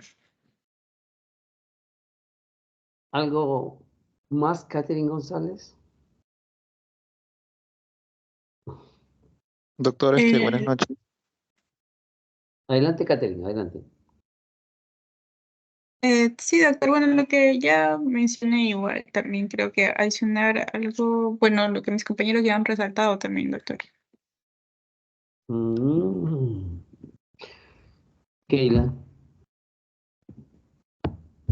Sí, doctor. Al inicio usted preguntó cómo evaluar a un paciente que viene con sospecha de enfermedad cerebrovascular. Creo que al inicio, como todos mis compañeros han mencionado, empezamos por lo que es la observación, la ectoscopía. Cuando un paciente llega a consulta, nosotros vemos cuál es la postura del paciente o la fascia del paciente. Como lo explicó mi compañera también en el seminario, podemos, aparte de la escala que han mencionado mis compañeros, también podemos ver lo que es la escala de Cincinnati. Por ejemplo, los 3 signos que mencionaron para detectar lo que es el ictus. Creo que eso sería para complementar un poco, doctor. José y Giancarlo, ¿querías aportar algo ya que has retornado de tu clase? Doctor, sí, más que nada también podríamos utilizar como lo estaba mencionando en la exposición, la escala de Cincinnati, ¿no? Para evaluar los 3 signos de forma rápida, ¿no? Tanto lo que es la simetría facial, la fuerza de los brazos y el lenguaje, ¿no? Aparte también podemos ver los factores de riesgo de la persona preguntándole, ¿no? Si ha tenido hipertensión arterial, diabetes, ¿no? O también inclusive fibrilación auriculares también. Y como lo estaba mencionando mi compañera, también la endoscopía es algo importante, ¿no? Para poder sospechar si la persona cuenta con un ACV, ¿no? Bien. A ver, lo primero que tienen que hacer es lo siguiente. Muchos me hablan del NIS. ¿Cuál es la utilidad del NIS?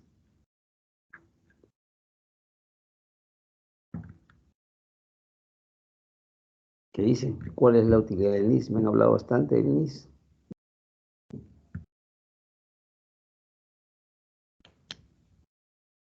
El NIS sirve para lo que vendría a ser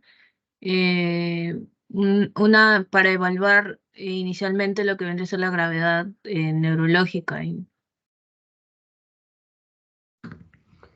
Evaluar la gravedad neurológica. Ya. A ver, chicos, ustedes tienen que aprender una cosa. Por ahí se acercó Keila, cuando yo pregunté algo bien simple. ¿Cómo hacemos o cómo empezamos a evaluar a un paciente que tenemos sospecha de un SB o una enfermedad neurovascular? ¿No? Entonces, se acercó.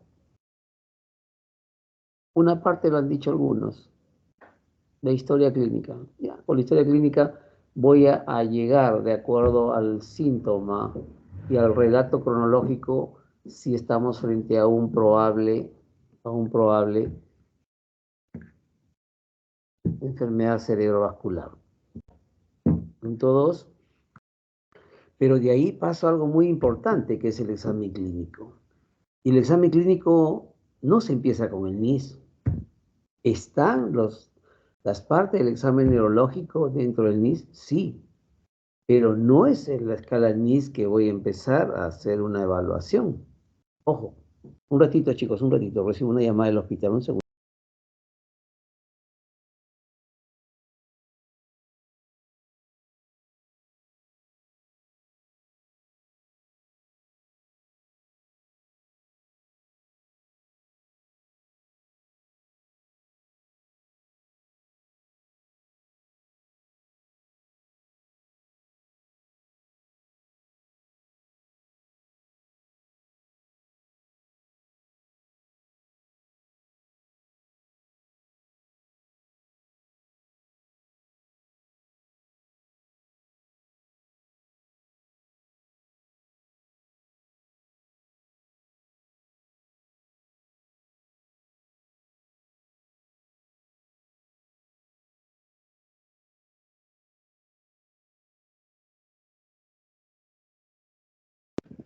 Bien, entonces tenemos que empezar de el examen. Keila se acercó.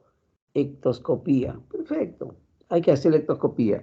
Lo que hablan ustedes de la escala de Cincinnati o del BFAST o el FAST simple, esa es la escala inicial que lo realizan los que hacen el triaje. ¿Qué significa? En todo hospital hay triaje. Viene un paciente al triaje, empieza a tener una manifestación o a decir tengo un adormecimiento y rápidamente, si sospecha en que hay algún problema neurovascular, empieces a hacer el BIFAS o el FAS, o la misma escala de Cincinnati, para ver si hacemos el FAS, vemos cómo está la cara, si hay caída de cara, cómo está el A del brazo, de arm, que está en inglés, del speech, del habla, ¿no? Y importante el tiempo. Entonces, eso nos permite, esas son digamos, las escalas iniciales que lo realiza el primer médico que va a evaluar, si este es un SB, hay que pasarlo a la unidad de stroke como tenemos en el hospital. Entonces, una vez hecho esto, cuando llega al área correspondiente, ya tengo que evaluarlo. Evaluación clínica con la que empiezo es ectoscopía. Miro cómo está el paciente, cómo viene, cómo está su fase, cómo está caminando. De repente no camina, entra en silla de ruedas.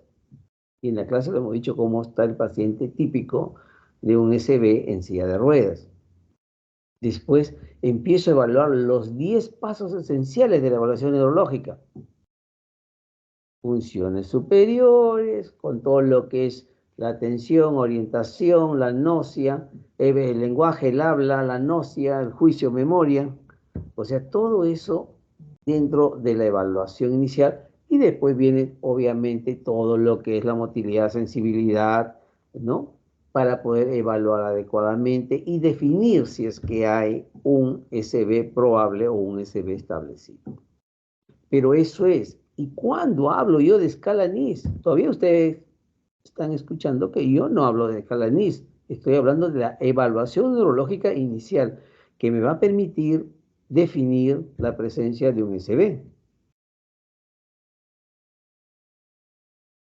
¿Cuándo debo completar la escala NIS? Todo lo que han expuesto en la escala NIS, que son los 11 parámetros, obviamente son largos y nadie se lo va a aprender, a menos que constantemente se haga la evaluación y vamos a decir, ya el punto 3 es eso, el 3.1, 3.2, pero ahora tenemos el aplicativo que podemos tenerlo en el celular y vamos encontrando o puntuando lo que es para finalmente llegar a un score, a una puntuación. ¿Cuándo completo la escala NIS? Cuando digo, este es un SB, perfecto. ¿Cuál es su NIS? Si estoy hablando de un SB isquémico, ojo. ¿Cuál es su NIS? Tal valor, perfecto. Como dijo Sofía, me va a servir para cuantificar la gravedad, o estadiar la gravedad del SB. Cierto. ¿Y eso me va a servir para qué? Para decir, a ver, ¿qué pasa si tengo un NIS de 23? ¿Qué hago con ese NIS? ¿Qué se les ocurre? ¿Qué dice Luz?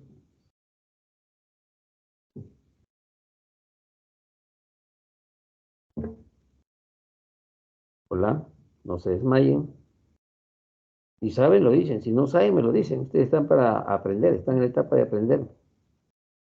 Tenemos que aprender con juicio, con razonamiento. No leer y exponer bien bonito, sí, lo felicito, pero tengo que saber por qué, cuándo debo usar la escala NIS y qué significa un valor de 24, por estoy diciendo.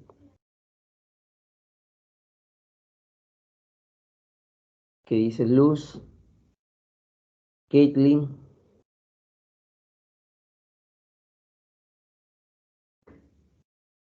Sí, doctor, si presenta un IS de 23, mencionó, significa que el paciente tiene un déficit neurológico grave. En ese caso, probablemente sería llevarlo a unidad de cuidados intensivos, tal vez porque ya no, varias de las funciones no, probablemente haya tenido 4 o 3 puntos, ¿no? No está consciente tampoco.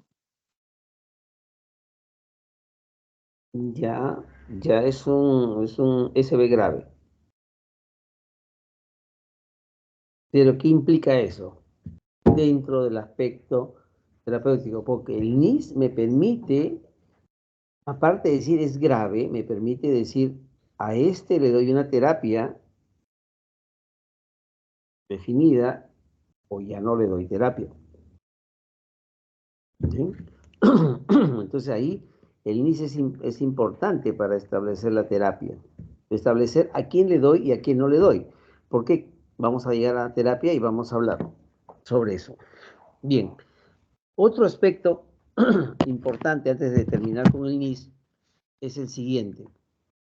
Ustedes, aparte de hacer la evaluación neurológica en los pasos definidos como le deben estar enseñando sus profesores, es que yo voy a terminar dando un diagnóstico sindrómico, planteando una nosología de un SB, y la pregunta es, ¿cuál es el primer examen que debo realizar para corroborar mi presunción diagnóstica de un SB agudo? ¿Qué dice Giancarlo?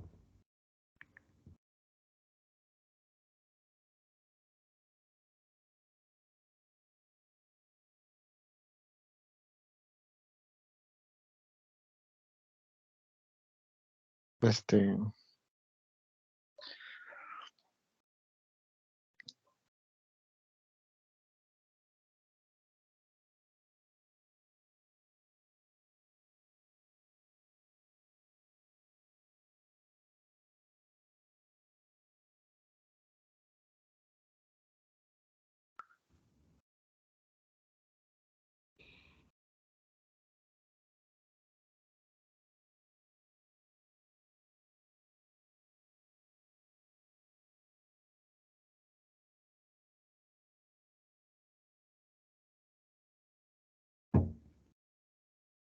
¿Qué dice Sofía?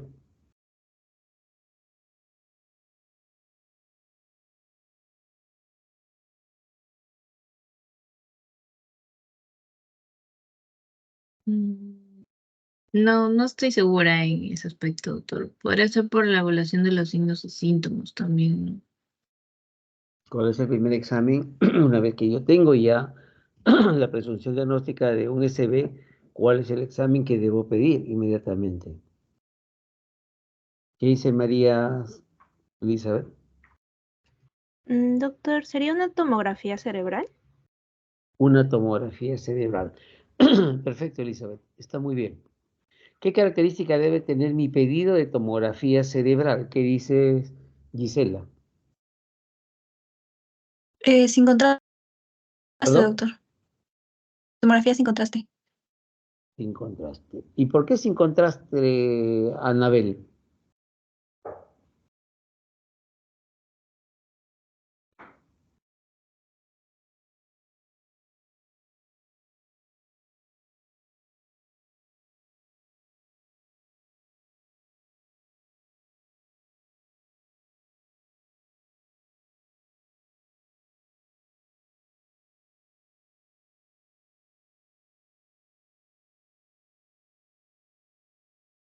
Anabel,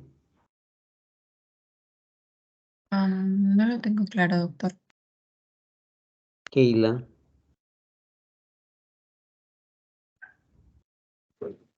Tampoco lo tengo claro, doctor. Gisela, ¿puedes aclarar por qué sin contraste? Porque en el caso del ACV hemorrágico, como mostré en la imagen última, se puede observar mejor la mancha blanca, que vendría a ser la hemorragia.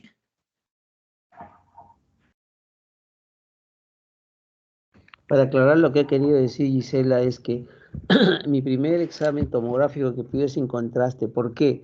Porque yo tengo que ver si en la imagen hay no mancha blanca, como se dijo, sino hiperdensidad, que es ese aspecto blanquecino como la del hueso, o si hay hipodensidad, como digamos, esa zona oscura que se notaba dentro de esa tomografía que mostró uno de sus compañeros. Entonces, sin contraste me permite ver, ¿hay sangrado o no hay sangrado? ¿Por qué es importante saber si es sangrado o no sangrado? Porque cada uno tiene una terapia diferente. Una actitud inmediata, o una actitud mediata o electiva posterior. ¿Mm? Entonces, yo pido una tomografía inicial sin contraste, para poder diferenciar el hemorrágico y quedarme con la certeza que es isquémico. Y si es isquémico, tengo que ver si ya se ve la hipodensidad o no se ve nada. Acuérdense, cuanto más precoz la tomografía, es menos va a darnos un resultado negativo. No vamos a ver ni hipodensidades ni hiperdensidades. Entonces, si yo no veo hiperdensidades y el cuadro clínico es compatible con un isquémico y estamos dentro del tiempo, el tiempo estandarizado por la Sociedad de Neurología Americana es menos de 4.5 horas, menos de 4.5 horas, 4.5 horas para abajo, podemos realizar terapia trombolítica. Pero ¿qué tengo que sumar a esta terapia trombolítica? Justamente ahí entra la escala NIS. Si yo tengo una escala NIS que va entre score 5 a 23, puedo realizar la terapia trombolítica. Si yo tengo una escala muy alta, que por ahí lo dijeron bien, nos dice que es un SB grave o muy grave, no debo realizar la terapia trombolítica. ¿Por qué? ¿Cuál es el efecto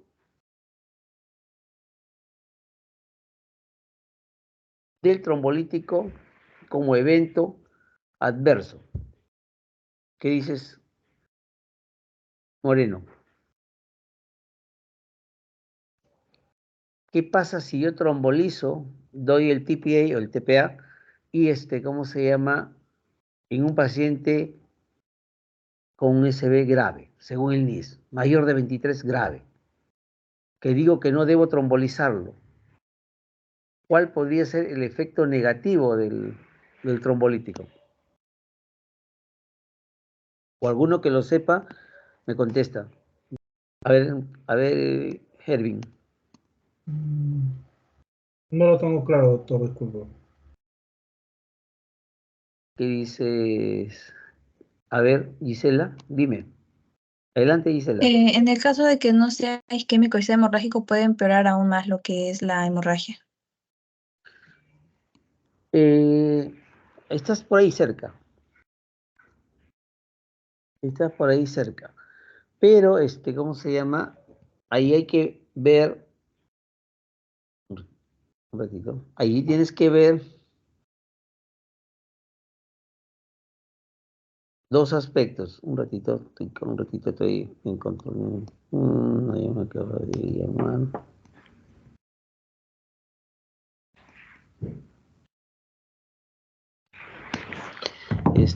Ahí hay que ver dos cosas. Si yo tengo un hemorrágico, no se puede trombolizar. Por eso que la tomografía, si me sale negativo, descarto la hemorragia y puedo trombolizar. Si yo trombolizo en un paciente con SB grave o un NIS mayor de 23, el evento negativo de esta terapia es que ese SB isquémico se transforme en hemorrágico y se complique la cosa. Por eso que el NIS me establece a quién puedo trombolizar. Si yo tengo un score menos de 5, que es un SB leve, no voy a trombolizarlo. Si yo tengo un SB, un NIS en 8, 10, 12, 14, puedo trombolizar si estoy en el tiempo menor de 4.5 horas y siempre y cuando no haya contraindicación para la terapia trombolítica. ¿Ok?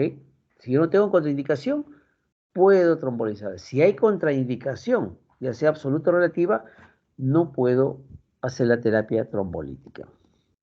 ¿Ya? O sea, hablemos del NIS cuando ya estamos en la certeza de que es un SB y planteando que es un isquémico corroborado con una tomografía que me va a ayudar el NIS en decir estamos en un SB muy leve, nada, estamos en un SB alto, un grave, no procede, estamos en un SB que debe trombolizarse, pero que no hay contraindicaciones, procede, o que hay contraindicaciones, no procede. O sea, todo eso se tiene que evaluar. El NIS nos sirve para eso. Grábense que tengo que empezar con la evaluación clínica neurológica completa. y después que he evaluado rápidamente, el NIS se puede hacer, y como por ahí manifestaron, no demora más de 5, porque ya has hecho la evaluación completa y simplemente vas allá puntuando la escala para tener el score final. ¿Mm? Entonces, eso es lo que tienen que hacer.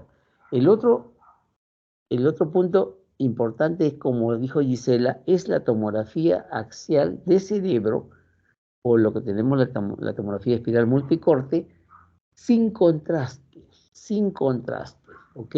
Eso es. La resonancia,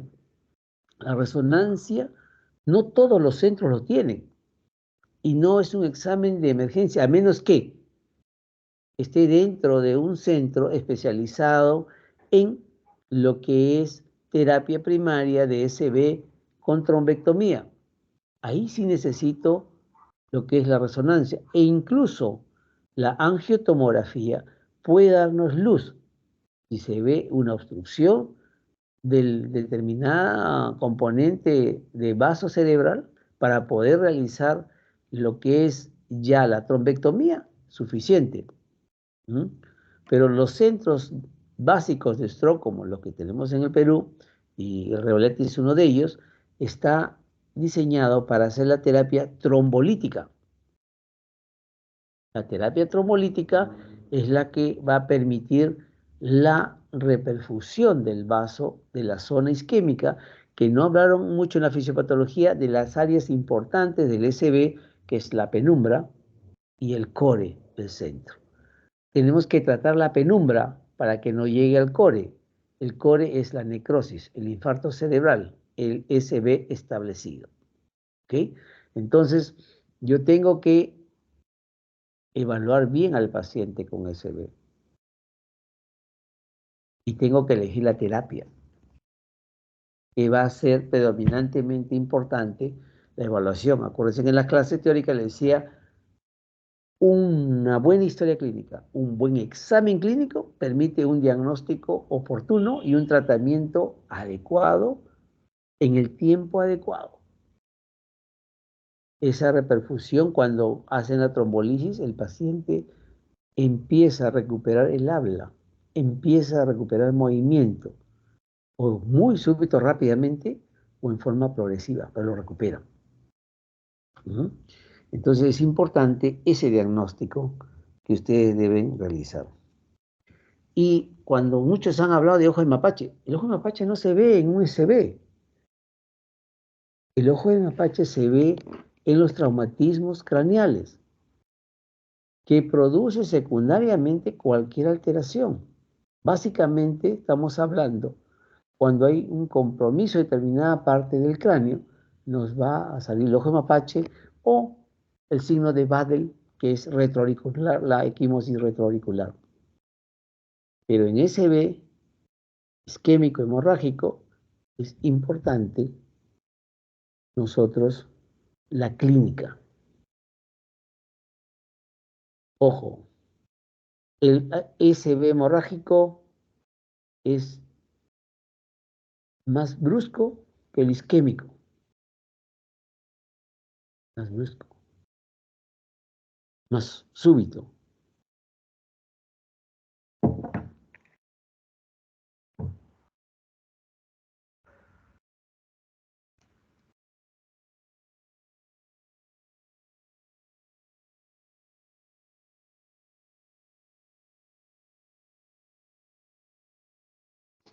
Entonces, tenemos que ver en un paciente cuál es la historia clínica de un ACV hemorrágico.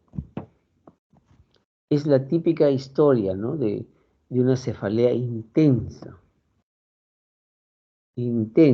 con lo que es síntomas acompañantes. Por eso que bien en esa diapositiva que han mostrado, dentro de la historia clínica, no solamente vamos a ver el tiempo exacto en que empezó, la forma de inicio, la evolución o curso, los síntomas acompañantes. Si es una cefalea intensa, súbita, con náuseas, vómitos explosivos, ¿en qué podemos pensar? ¿Qué dice Sanabel?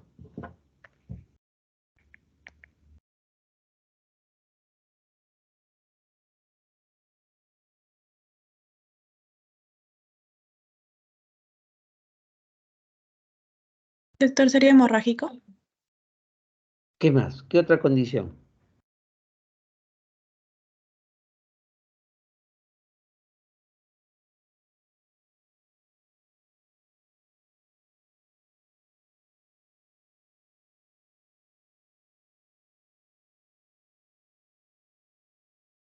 Hipertensión endocraniana, porque está hablando de cefaleas con vómitos.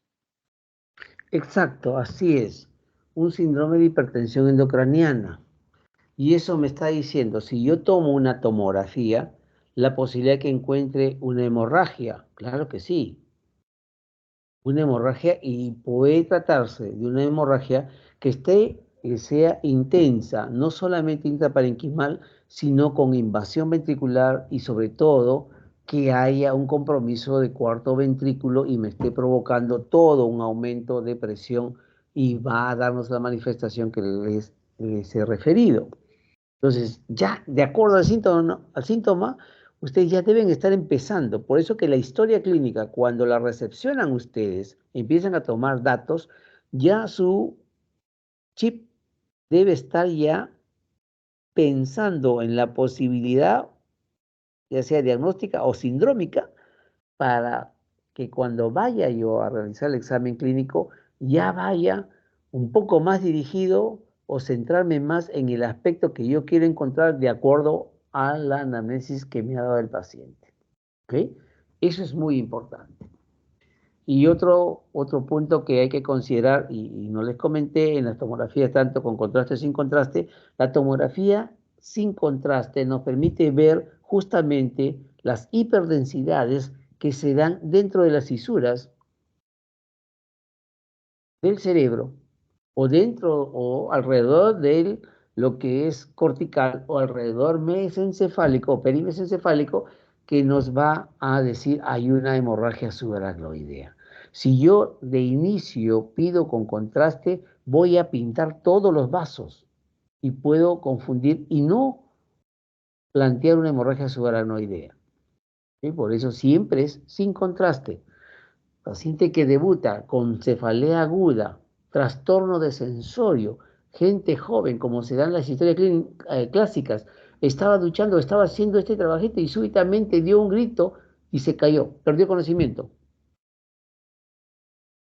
Hasta demostrar lo contrario, es un SB y probablemente por lo súbito hemorrágico. Y dentro del hemorrágico, si no hay factor predisponente, no hay factor de riesgo, hipertensión, diabetes o cualquier trastorno que pueda provocar, digamos, una alteración endotelial crónicamente, hay que pensar en un problema vascular de tipo malformación o aneurismático. ¿Mm? Entonces, ya cada patología nos va diciendo la posibilidad y probabilidad de lo que se pueda tratar. ¿Mm? Y si yo tengo una sospecha de una hemorragia subaracnoidea por ruptura vascular, ya sea un MAB o sea un aneurisma, dentro del examen, ¿qué debo buscar de inicio?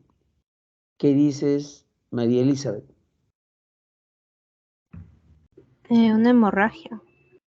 ¿Qué debo buscar en el examen clínico? En el examen. En el examen clínico del ACV hemorrágico.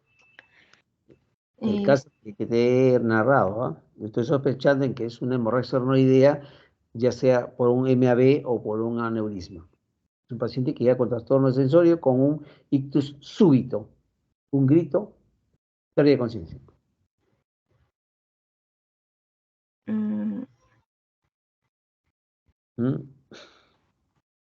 Bueno, cefalea intensa, ¿no? Por el grito. Y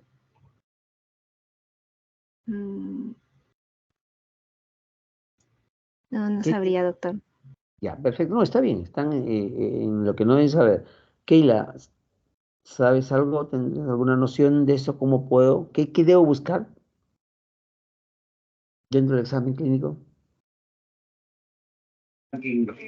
Quizá, doctor, en la fase del paciente, si hay alguna, por ejemplo, parálisis facial, quizá para saber si de qué lado podría ser la lesión, no sé, me parece que podría ser una de las cosas, doctor. ¿Qué dice Giancarlo?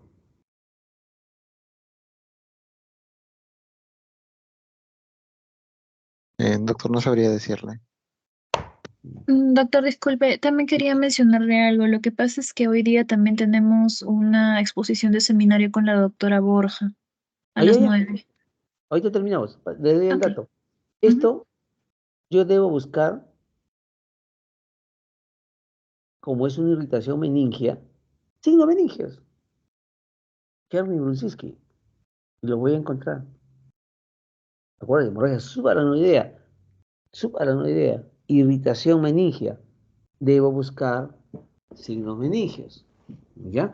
Muy bien, chicos. ACSB es amplio. ¿Ya? Lo importante, historia clínica como examen clínico, scores de ayuda terapéutica, como el NIS, y el tratamiento de forma adecuada. Bien, ¿alguna pregunta para que vayan a la exposición siguiente?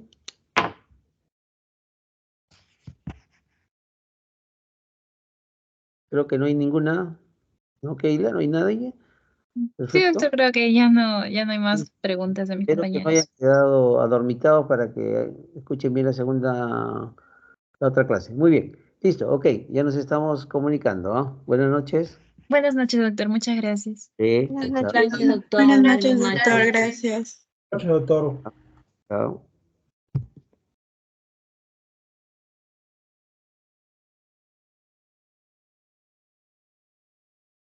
¿Quedamos nomás acá o...? Salimos, chicas, salimos.